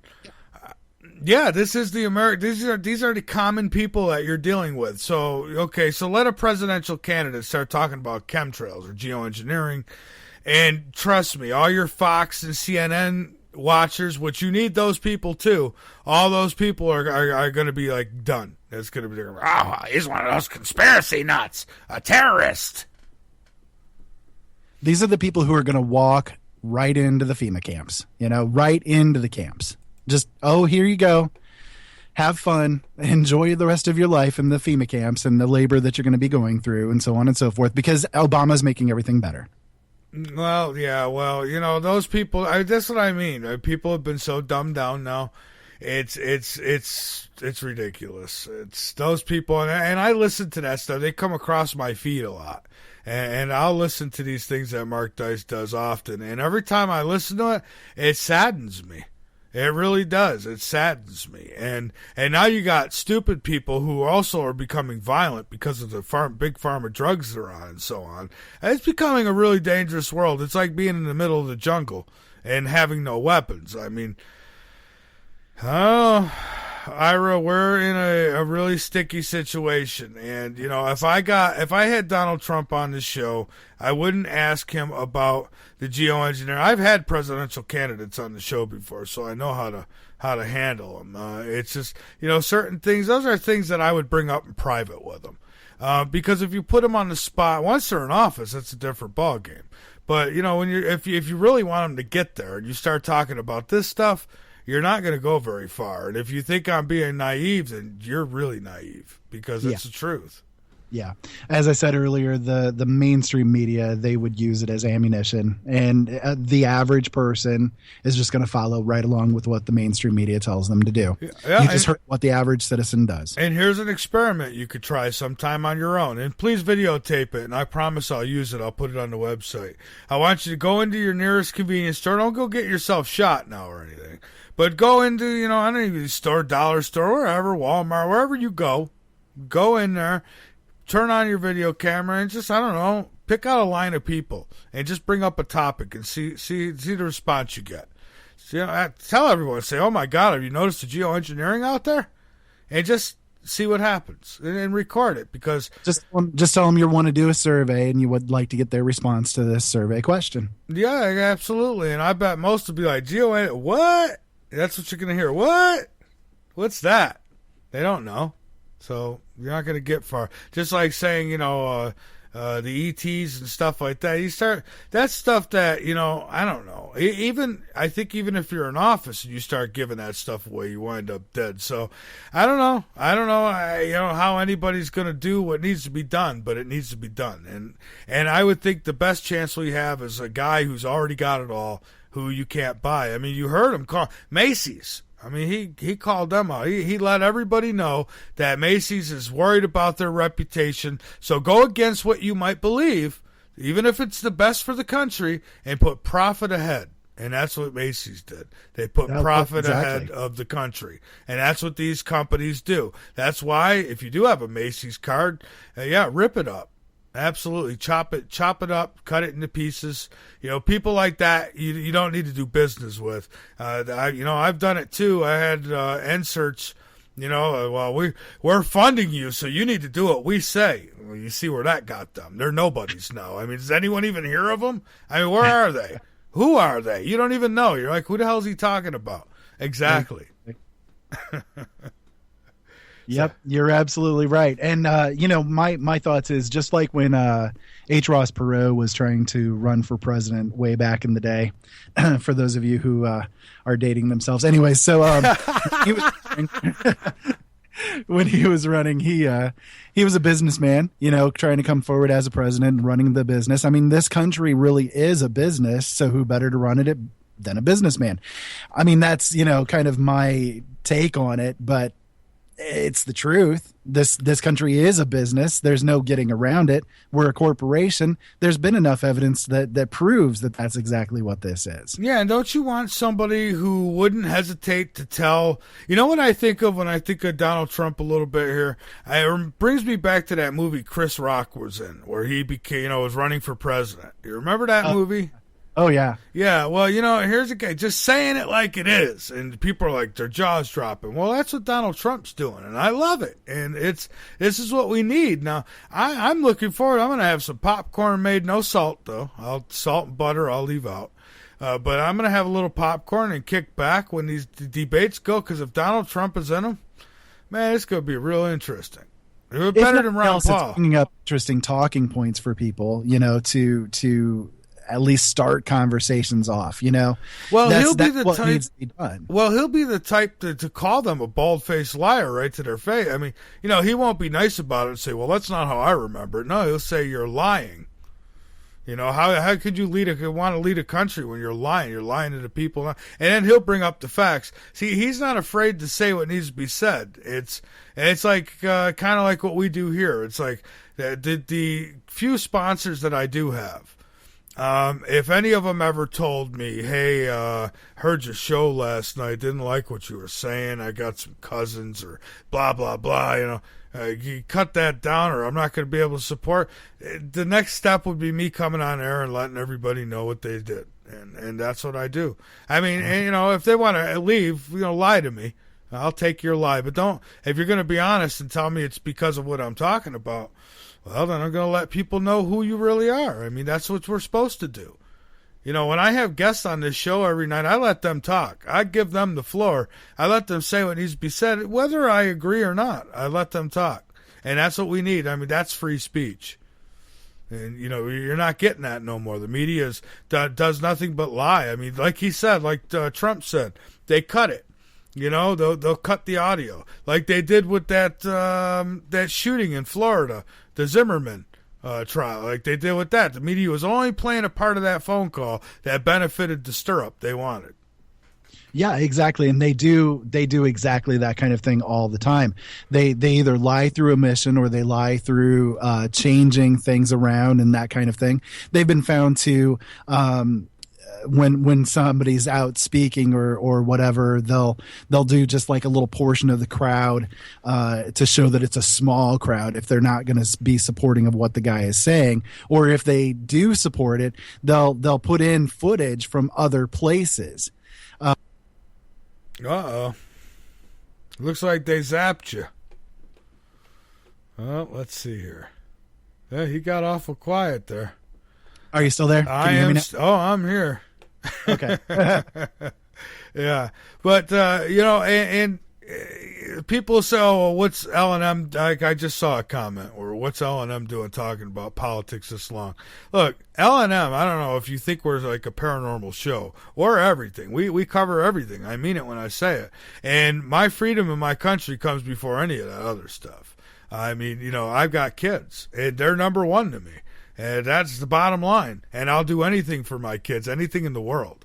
And if that means going out and into a civil war, then I'm all for it, But, we could talk about ETs and all that, and we do that often here, a lot, okay? But every now and then, people need to be brought back to reality and get a wake-up call. When I say that, I mean, you think that, I don't know how people are sitting around waiting for, the superheroes to come and save them.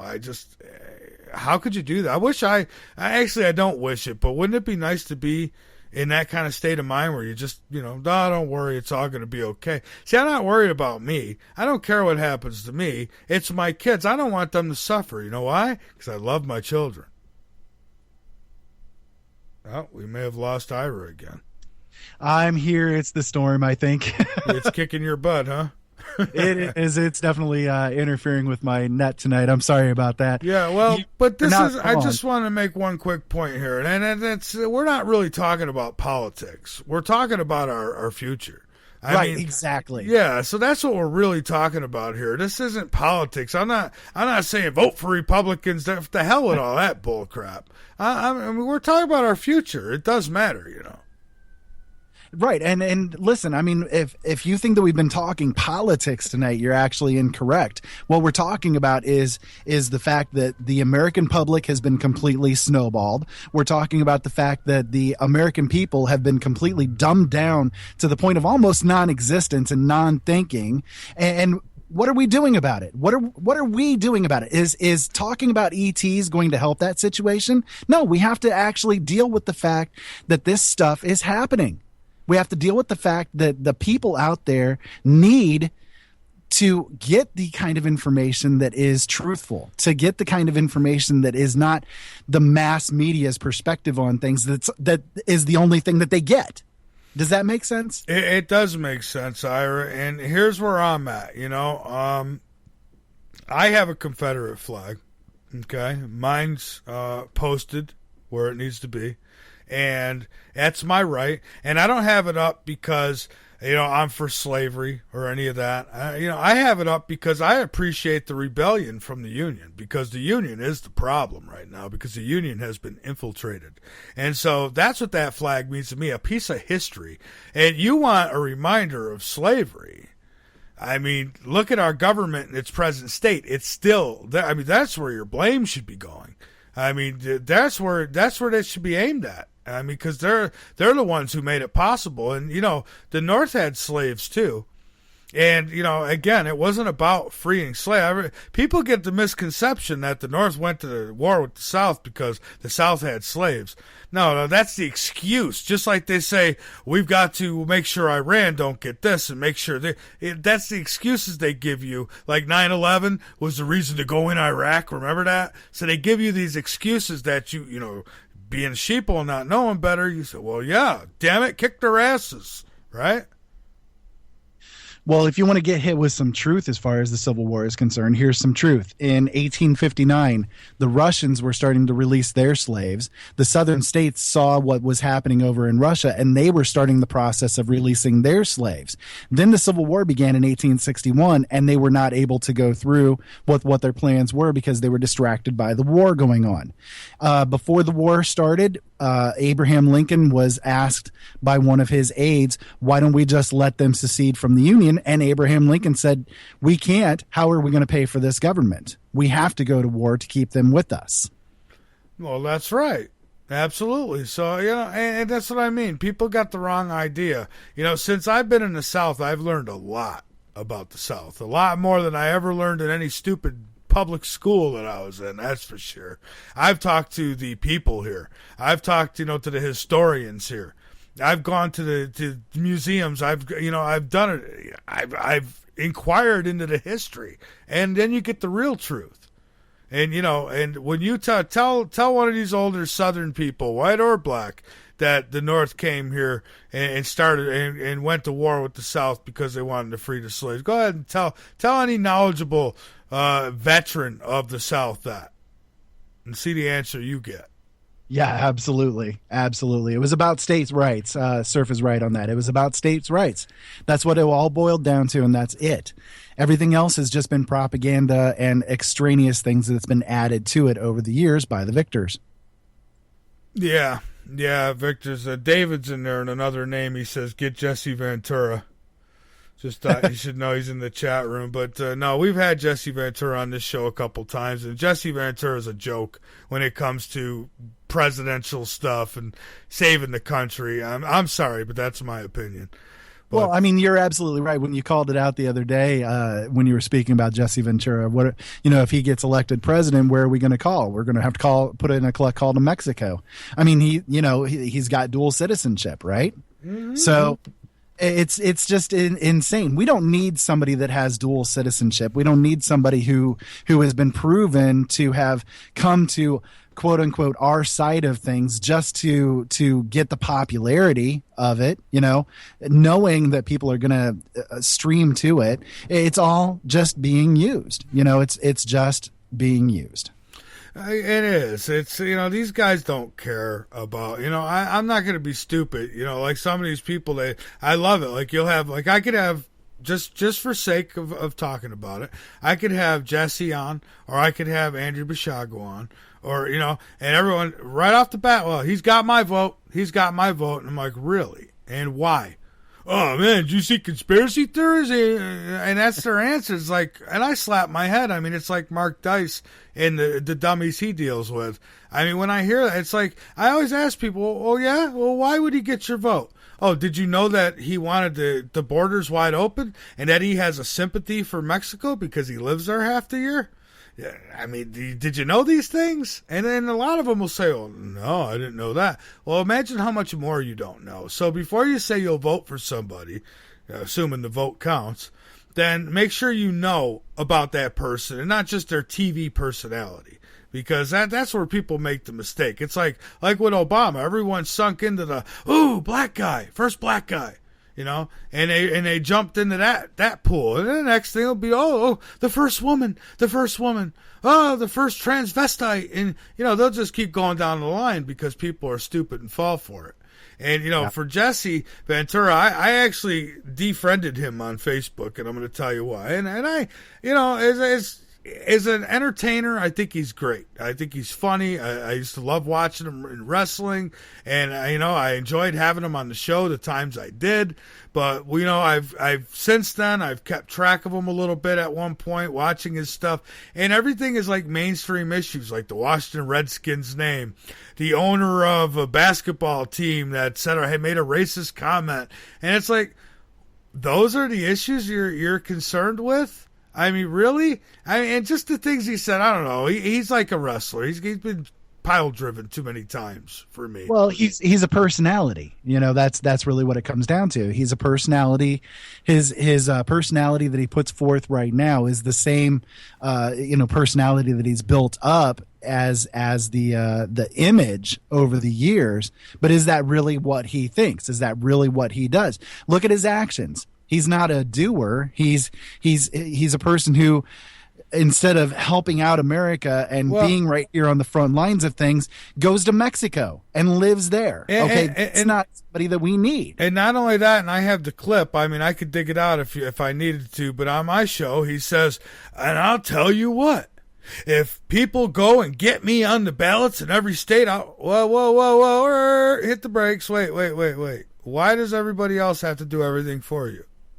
Why, if you really are devoted to saving the country, why isn't your ass on that yesterday?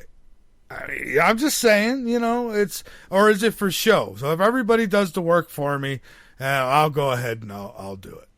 He's a delegator. Yeah, and then you got, so you got one, you're going to have to make collect calls to Mexico to get a hold of the president. The other one's going to teleport us back to a time when America was great.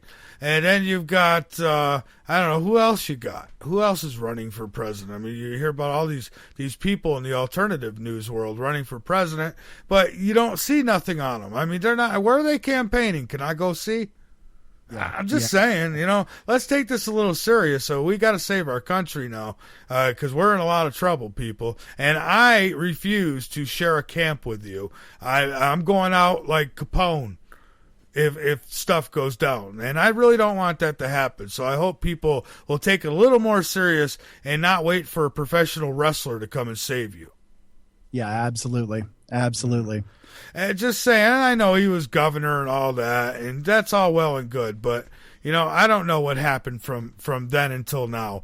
And all I know is that I've asked him where he stands on things. I've talked to him, and he doesn't stand in the same yard I do. I mean, he wants open borders.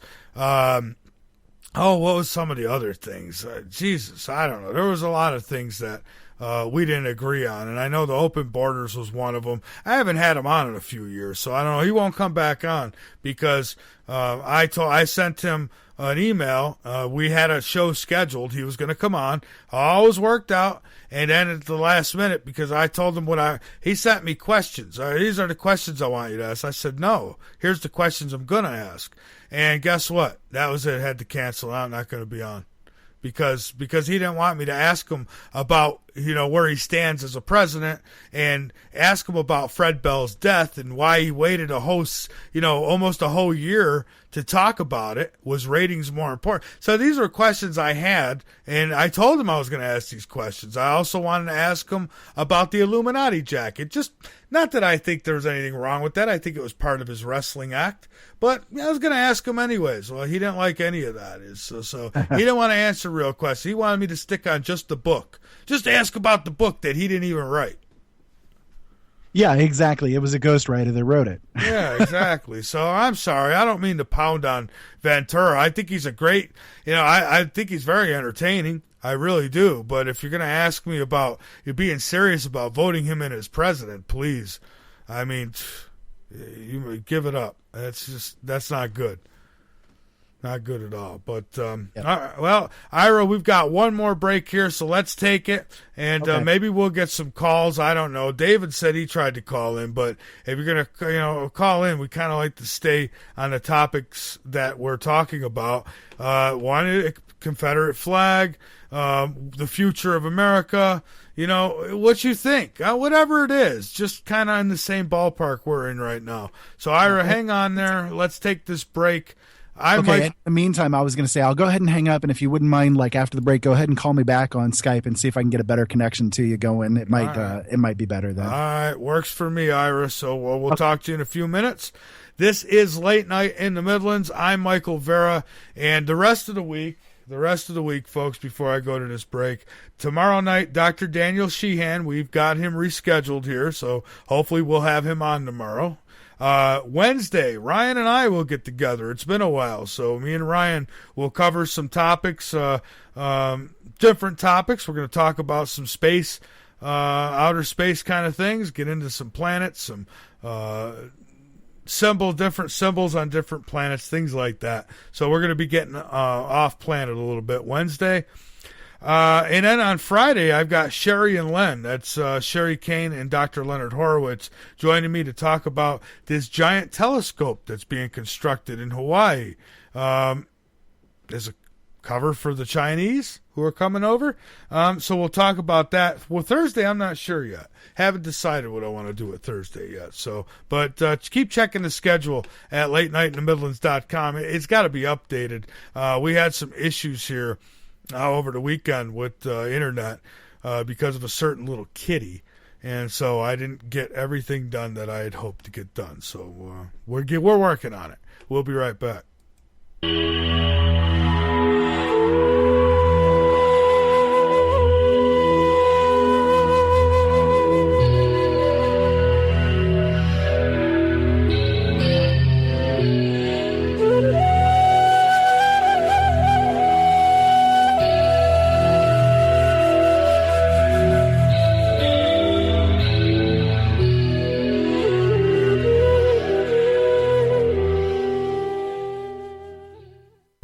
LNM Radio has joined with the Hardened Structures team to provide state-of-the-art survival shelter design and build services at LNM Radio exclusive rates.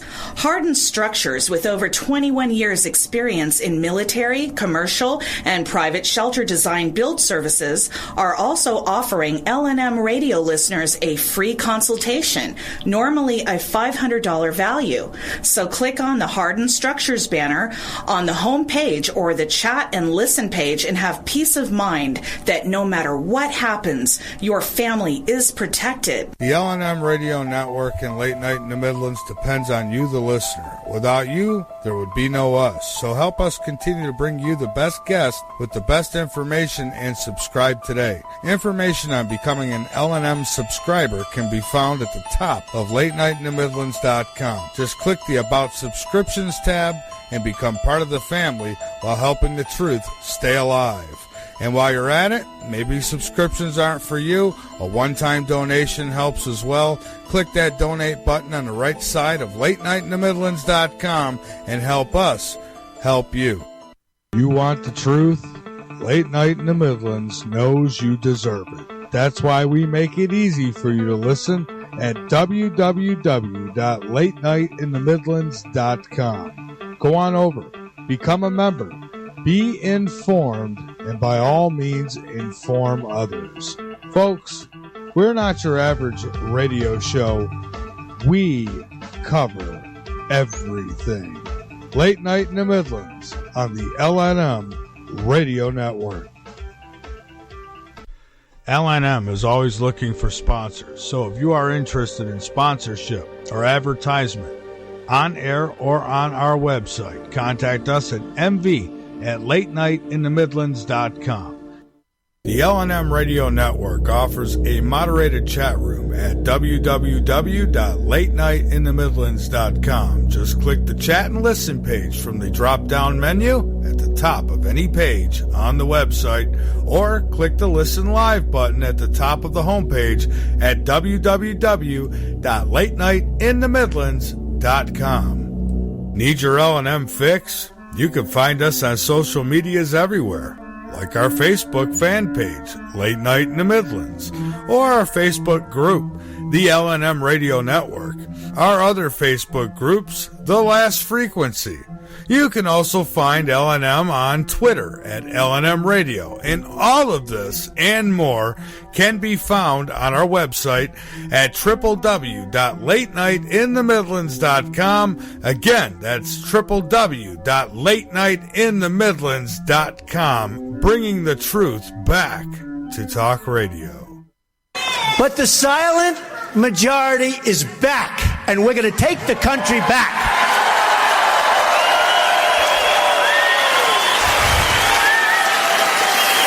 And we are going to make America great again. Thank you. Thank you. Thank you. It's the middle of the night, and there's nothing much to do. Bring your insomniac self over to Late Night in the Midlands and learn something. We've got every topic you can think of, with very little being off limits. Alien abductions, government corruptions, the stuff that's got your sleep disrupted. Come join the conversation tales and tune in to Late Night in the Midlands with your host, Michael Vera. This way. We don't want to leave her this way for our kids and our grandchildren to have to clean up our mess. And that's why we're talking about this tonight. And, you know, if you don't like it, hey, there's plenty of variety. I was just telling my son today, I said, do you know, because I asked him, I said, you know, what really do you want to do when you grow up? I mean, when you're there, what are you thinking about? It's like, you know, and he tells me, and I say, well, if that's what you choose, then you need to go all in. You need to be the best at what you do. You need to at least have a goal of being the best at what you do. Because if you're going to do something, you don't go half in, you go all in. And you're in it to win it. And that's what you do. And I told him, I says, you know, this radio show that I do, it takes a great deal of my life, folks. It really does. It takes hours and hours and hours and hours a day away from me. I mean, we could go, sometimes I've spent 16 hours straight on doing this show. A lot of times I have. But like I told him, I said, it's like pizza stores. You open up a pizza shop, you better be a damn good pizza shop. You know why? Because you got a lot of competition out there. A lot of people out there who are ready to cut your throat and take what you have.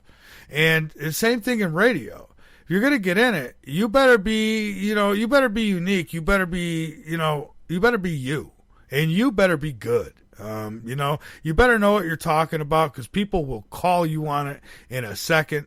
And you need to be all in. It's not that I'll put a couple hours in today and I'll do the show tomorrow. Today I'll be on at 9, tomorrow at 11, and the next day at 6, and that kind of thing. And so you're not going to get anywhere that way.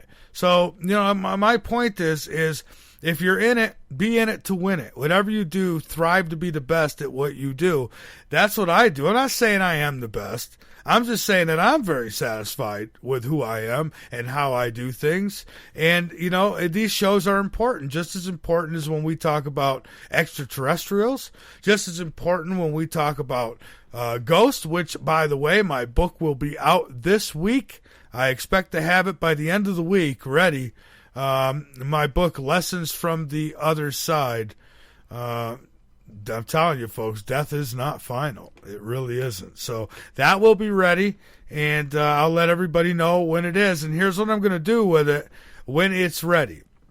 For all of those who put in a yearly subscription, I will include a free copy of the book once we're ready. Don't do it yet. And for those of you who have already subscribed for the year, I will go back and I will make sure I take care of you too.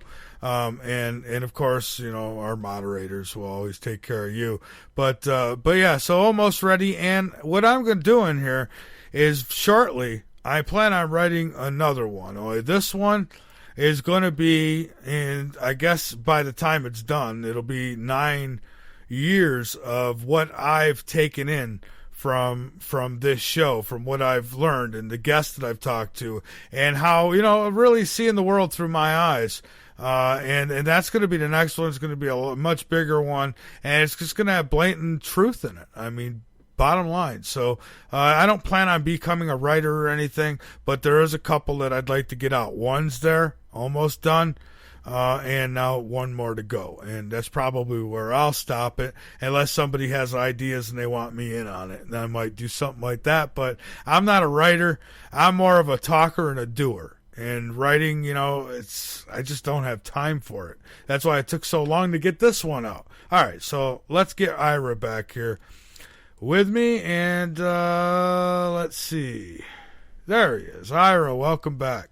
Hello. Hello. And so when's your book going to come out? You going to write a book? Everyone's writing books nowadays. I have actually written quite a few books and have been published for a long time. I was actually a #1 bestseller on Amazon for about 6 months or so. So already been there. Oh, yeah. And by the way, I was just mentioned by Jim in the chat room about Bernardo Lamb, who had a stroke recently. Well, I should also mention that many of you might remember Tough Reality, the show that we had on the LNM Radio Network, a show that was supposed to come back to the LNM Radio Network. Mike A. is fighting for his life right now in a hospital here in the United States. He started not feeling too good in China. It was where he did his show from. Him and his wife lived in China. He's originally from Seattle, and he decided he didn't trust the Chinese, medical system there. So he decided he'd get on a plane and, get to some doctors he trusted here in the U.S. From the in between there to here, he had a heart attack. They believe he may have had a stroke as well. There's tests being run. They're not sure exactly everything that's gone down, but he's in pretty bad shape, and I hope that everybody will pray for him. Some of you might remember him, some of you might not. The original LNM Radio Network, we had his show on there. He would come on at 10 a.m., and he would give you your dose of Tough Reality. Mike, I don't know if you're listening tonight, my friend. I don't know if your wife's listening, but we do pray for you.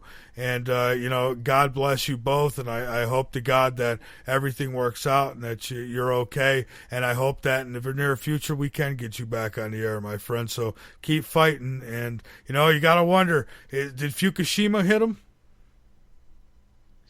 That's a good question. I know for a while there I was working with him to try to get him onto the air. We were having a little bit of technical difficulty, so we couldn't get him on as soon as we wanted him to.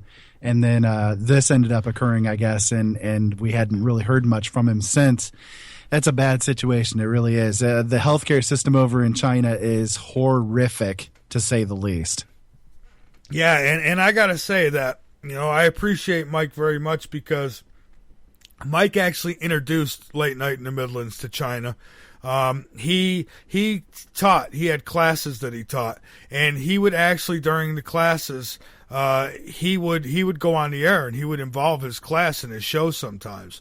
And so we had a lot of listeners, still do, from China who listen when China don't block us, of course.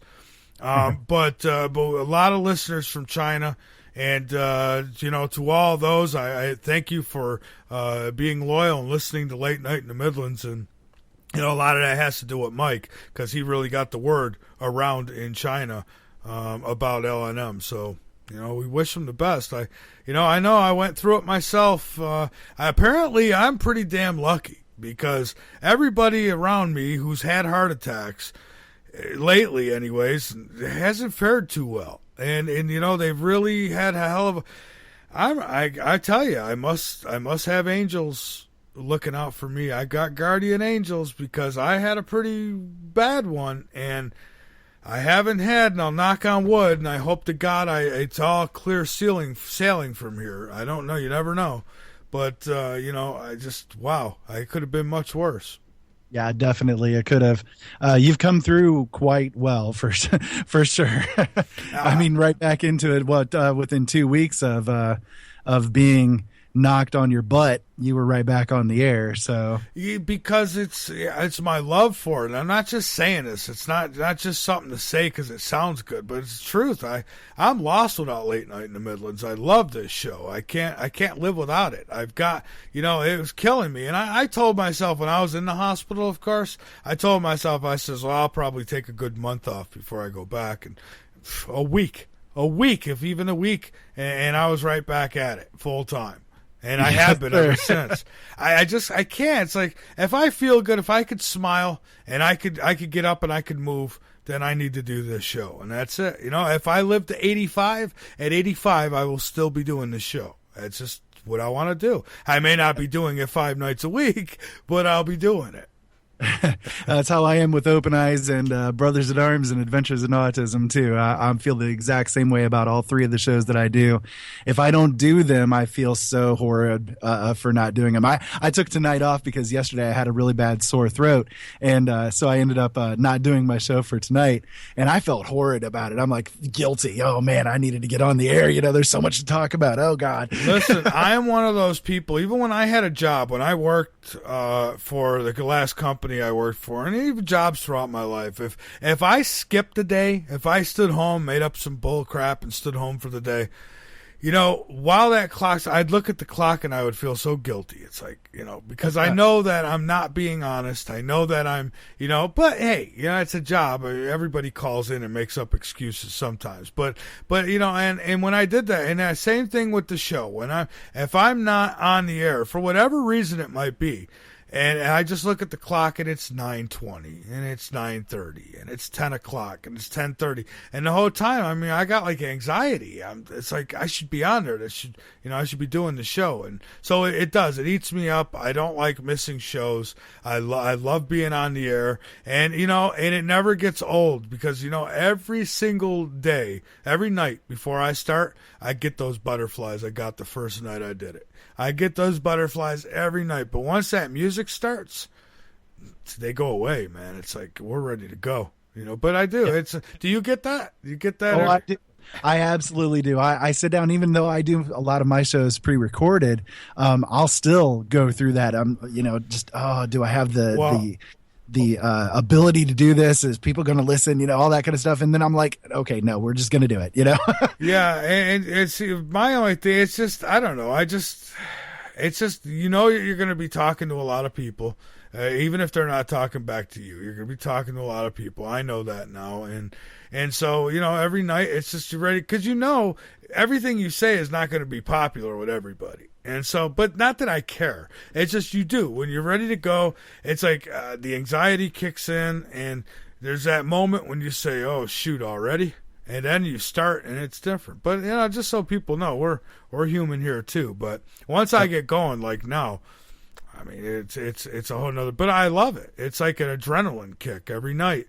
It's like I'm about to come on here and I'm about to go against the establishment. No matter how big or how little of a way, we are fighting back. We are fighting back. And we're doing things that the mainstream media doesn't want us to do, that those in charge of the information train don't want us doing. So I enjoy doing it because I love waking people up. And every now and then it's really great when somebody challenges the truth because the truth always prevails. Well, it's like with tonight, for instance, one of the things that was coming up was, why are we talking about this on this show? Aren't we more about blah, blah, blah, blah, blah? And it's like, no, listen, the point is, you and I, for instance, we come from similar passions when it comes to this stuff. We speak from our hearts. Whatever it is that's on our mind, that's what we're talking about. Right. Whether it's extraterrestrials, the paranormal, or this stuff that's going on in our country, whatever we're saying, we're speaking to you from what we understand as our backgrounds. What we've come from, where we're going, all of the truths that we know and understand. These are the things that we're coming from, and that's where we speak from. And I think that's why people want to listen to us, is because unlike a lot of other shows that are out there, we speak from our heart every time we open our mouths. Whether it's something that people agree with or disagree with, they cannot say that we did not speak from our heart. Right. Now here's something I'll say that some people will try to get twisted and say I'm racial. But, we're having this conversation because I don't just talk about this stuff on air. We have these conversations off air, too.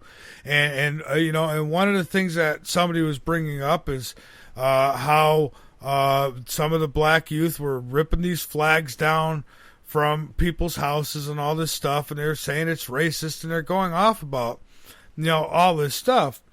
And I got to thinking, and I'm thinking, geez, I wonder what would happen. And just hypothetically speaking, personally, I don't give a damn about all this racial stuff. I think it's just a big distraction. But everyone, they want to talk about it. Let's talk about it. I mean, can you imagine, like, what's that black entertainment television they got, right?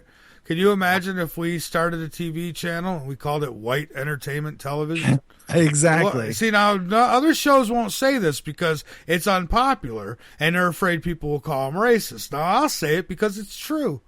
I mean, we've got a black president, too. We've got black people in Congress. I think that our black brothers and sisters have come a long way, and I'm glad to see that. Absolutely. But, and then there's the Monroe Negro College Fund. You got that. I mean, can you imagine if, and maybe there is these little walkarounds that white colleges or what have you got. I don't know how, what they do. But here's one, it's the Monroe Negro College Fund, okay, which is a great thing. But can you imagine if we started one and, I don't know, white college fund? It would be frowned upon, right? So we got to get by all these things, and we got to start looking at each other as equals.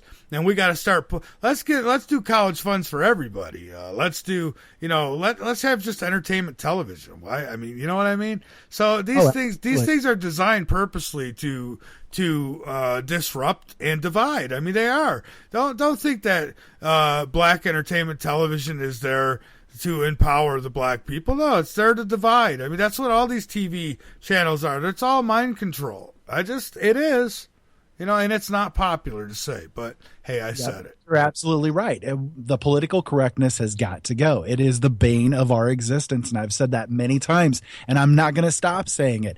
We need to stop with the political correctness because it is what is killing us. It really is. When you make it unavailable to speak to people about any kind of thing that comes into your head, whether that offends people or not, it doesn't matter. You still have to deal with the fact that people have these thoughts, you know? People can't be censored. That's really what it comes down to. I have another clip for you here, Michael. It dovetails right into what you're speaking about with all of this. Sure. This is about 3 minutes long, but it's really good. This is from a group of black conservatives speaking in a church forum, trying to speak the truth about the NRA and gun control and what it's all about and what the South is about and so on and so forth.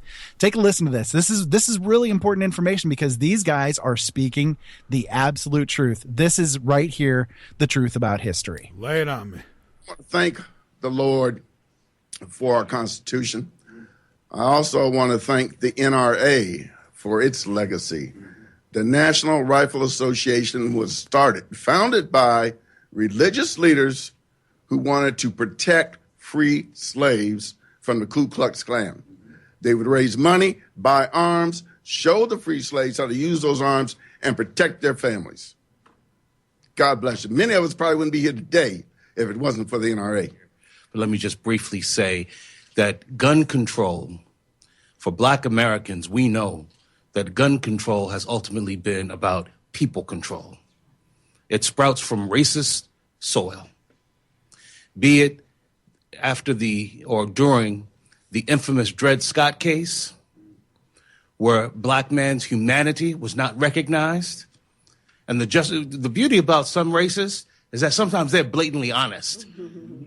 And the racist Chief Justice Taney said, we cannot allow the law to recognize the humanity of this individual because he would be able to keep and bear arms.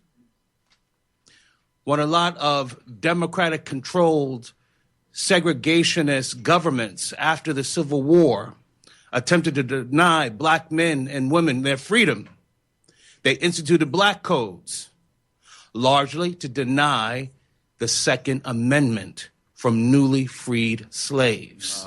Right after the Emancipation Proclamation, what was going on down in the southern states, it's very clear that the Dixiecrats wanted to disarm black people to keep us from defending ourselves against the Klansmen who were murdering white and black Republicans to control the ballot box. So I think history is ripe with examples of there's a correlation, direct correlation between gun control and black people control. This current administration is far from the truth. This agenda is becoming more and more obvious to all, that it's a distraction. It's a reason, it's an excuse to carry out an ideology that is more evident every day and every week that goes by, that it is anti-American. And when you touch the Second Amendment, you can't become more anti-American because America would not be without her guns, and guns would not be necessary without her God. We call upon Americans, both black, white, Hispanics, Republicans, Democrats, Independents, and even those who are not of our faith to agree upon this. Without God, without guns, and without the Constitution, America's end will come with haste. For when they change our Constitution, they will take our guns. And when they take our guns, they will also seek to take our God. That's when Americans will fight back. And I have to absolutely agree with them.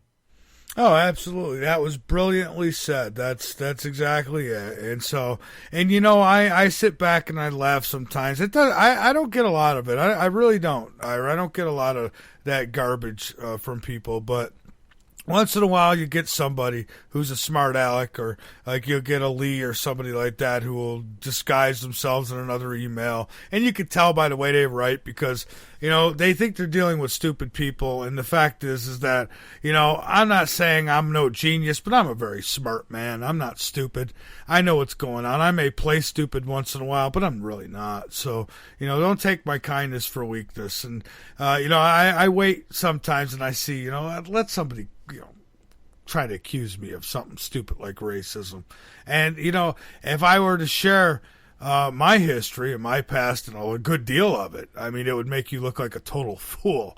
So, I dare you to ever come at me with something stupid like that, because it is stupid. I'm not racist. And I'm just saying it like it is. And that's what's unpopular, Ira. It is. It's unpopular. And it's unpopular with all races of people, because there's sheep in every herd. So it's unfortunately true. You are absolutely right. There are going to be those that follow what the rest are saying, and that's what we're seeing happening right now. We're seeing more division now because people were starting to come together. I think that's one of the main reasons why they've been pushing the whole racism issue so hard, is because so many people were starting to come together. And coming together against them. Hey, and look at how Obama opened his big fat lying mouth. In every racial type shooting, that's happened, Baltimore, whatever it might be, he opened his mouth. Even when the police seen the guy going through his window and they stopped him, and he claimed it was because he was black. Well, no, it was because you were going through a window, idiot. But Obama opens his mouth, said the police were wrong and blah, blah, blah. But now we've got cases of illegal immigrants who have killed innocent people, gunned them down even. But you don't see Obama talking about that. Why? Because Obama is part of it all. This is what he wanted. Why do you think he sent the guns? We forget fast in this country, don't we? We forget real fast what these bastards have done, don't we? Fast and Furious, remember it? Remember Fast and Furious, or we forget about that? I tell you, it irritates me. Right. Fast and Furious is one of the biggest problems that we have had over this administration, and people just they have a short-term memory shorter than goldfish. Goldfish have actually 3 months worth of a short-term memory. The average American citizen has the short-term memory of turning on their Xbox, and that's it. Yeah, and it's but it's true. Yeah, you're lucky if they can remember what buttons to hit. On their paddles. But yeah. I mean, really, people have a real short memory. I mean, this is all planned. This is all part of it. They sent weapons over to Mexico. This is just like they leave Humvees in the Middle East and tanks and armored vehicles and weapons for the bad guys to get. It's all part of the freaking plan. And I don't know when people are going to realize it. And all I'm going to say tonight is that I hope to God, and I believe in my heart that, at least for now, and I've been fooled before, maybe I'm being fooled now, but so far, I feel like Donald Trump is righteous. I think he's doing it for the right reasons. I think. I don't know for sure. I think so. And I hope that he's successful. That's all I can say, because if not, I think we're going to have a civil war in this country. And I think, actually, I don't even know if we're going to make it to a presidential election, to be honest with you. I'm still thinking October, really big stuff's going to start happening. Yeah, you're absolutely right. I definitely can see a civil war coming in the future, and the very near future at that. I give it maybe a year or two before something like that just starts to break out, because people are just so absolutely sick of it all. I don't even give it that long. I think that, like with Greece, they put another Band-Aid on Greece, and eventually, what they're doing is they're trying to hold off the inevitable, and the dominoes are going to fall. It's going to happen. So I don't think we've got that long. 2 years, I'd be absolutely surprised to death if we had that long. Too, honestly, but I'm kind of hoping that for some hope, And that's it, man. You got to have hope. Don't let people, take you down, folks. There's people out there who say, oh, well, no, you're just dreaming, man. Ain't never going to happen, Look, don't let these people bring you down. Be real. Pay attention. Be alert. Fight back. Don't take their shit, okay? But at the same time, don't let people around you bring you down into their dumpster. These people who say, well, there's no hope at all. It's like, you got to always believe. And even me some nights, I get ticked off and I go, if that's our future, we're done. And I mean it. If that is our future, we're done. But I do believe there's hope, or why the hell even do this? I mean, there's got to be hope. And I'll tell you when there is no hope, and I'll probably tell you face to face, because we'll be locked up in the same camp together. I'll probably have bullet wounds in me, if not dead, because I'm not going without a fight, and I mean it. I know people talk that smack. I mean it. You come here at New World Order Roundup, watch out, because I'm going out in a blaze. And you know what that did? That just put me up on the terrorist list. And do I give a crap? I don't care. You got it. So, you got it. Well, Ira, that's about going to do it for us, I think, tonight. And we appreciate all the calls from all the concerned Americans, all the people who say we're wrong, too. I'm glad you call in to defend your point of view. That's what we thought, basically, is you wouldn't call in to defend your point of view, because you know just as well as we do, you got more shit than Carter's got pills. But with that, Ira, anything you'd like to finish with?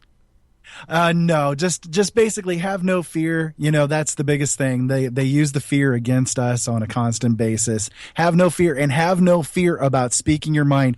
Use your First Amendment rights to speak your mind while we still have it, because God knows they're trying to rip it away from us. And they are. And, you know, people are concerned about a third term with Obama. You know what? If that happens, folks, it's up to you. Like I said, organize. Let me know. I'm coming with you. I'm not no wuss. I'm coming with you. But, you know, you got to organize it. You got to organize it. You got to get it together. I got to know that everybody else is in, because I'm not going out there to take a bullet so you guys can sit back and watch 350 damn channels. Not doing it. Got it. You're coming out the house and you're coming with me, or it ain't happening. So, you got it. All right. So with that, Ira, thank you so much. I appreciate it. I've got to roll here tonight. So, but thank you, Ira. And hey, what do you got coming up on your next show? Coming up next, I'm going to be speaking about hell, the devil, and all the other things that are associated with it. That's going to be on Wednesday, 7:00 p.m. Eastern Standard Time. All right. Well, thanks again, Ira, and we'll talk to you soon. And as always, thank you for the great work that you do here for the LNM Radio Network, for the truth, and for everybody who listens. So that's Ira Robinson, our program director, our station manager, for our web master, Jolene. Thank you so much for all of our moderators. We appreciate you so dearly. And remember, folks, question everything. Always, always, always think outside the box. Question everything. We have been told about absolutely everything. Keep your eyes posted to the sky, because you never know what you might see. Keep your ears posted to this broadcast, because you never know what you might learn. And let's take America back.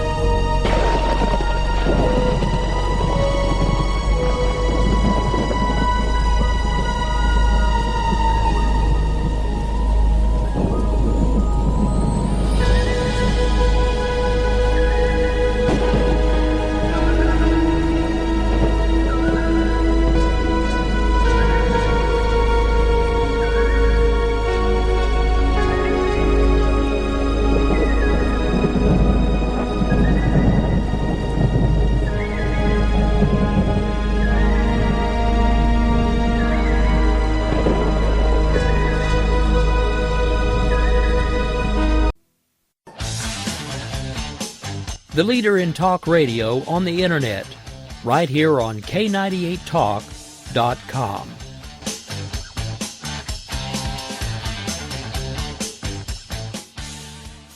When our water heater broke down last month, it was a nightmare. It took 5 hours for the plumber to show up, and he charged us a couple of $100 just to come out. And then it cost another $1,800 to put in the new water heater. By the time it was all said and done, I felt like I'd been taken. But what else could I do? The smartest thing you can do is get a home warranty from American Residential Warranty. Their home warranties pay to repair or replace all your major appliances when they break, and they will break, and at the worst possible time. Call American Residential Warranty right now for free information on home warranties starting at just pennies a day. Don't wait for your refrigerator to stop running or your ceiling fans to stop turning. Call American Residential Warranty right now. Ask how you can save up to 50% on washer and dryer coverage. Just call 1-800-513-6154. That's 1-800-513-6154. Again, 1-800-513-6154. Call now. Tired of paying outrageous prices for Viagra? Well, we have great news for you. Now you can finally get Viagra at huge discounts. Healthy Man allows you to save up to $500 on Viagra. Why pay U.S. pharmacy prices of $15 per pill or more when you can get Viagra for less than $3 a pill? Call today and get 40 Viagra pills for only $99. This can cost as much as $600 at your local pharmacy. You can't afford not to call us. If you want Viagra at the lowest prices, never pay $15 a pill pharmacy prices again. Get Viagra for less than $3 a pill. Call 1-800-516-7602 today and save up to $500 and get 40 pills for just $99. Healthy Man is fast, easy, and affordable. Operators are waiting at 1-800-516-7602 to take your call right now. Call 1-800-516-7602. That's 1-800-516-7602. Again, 1-800-516-7602.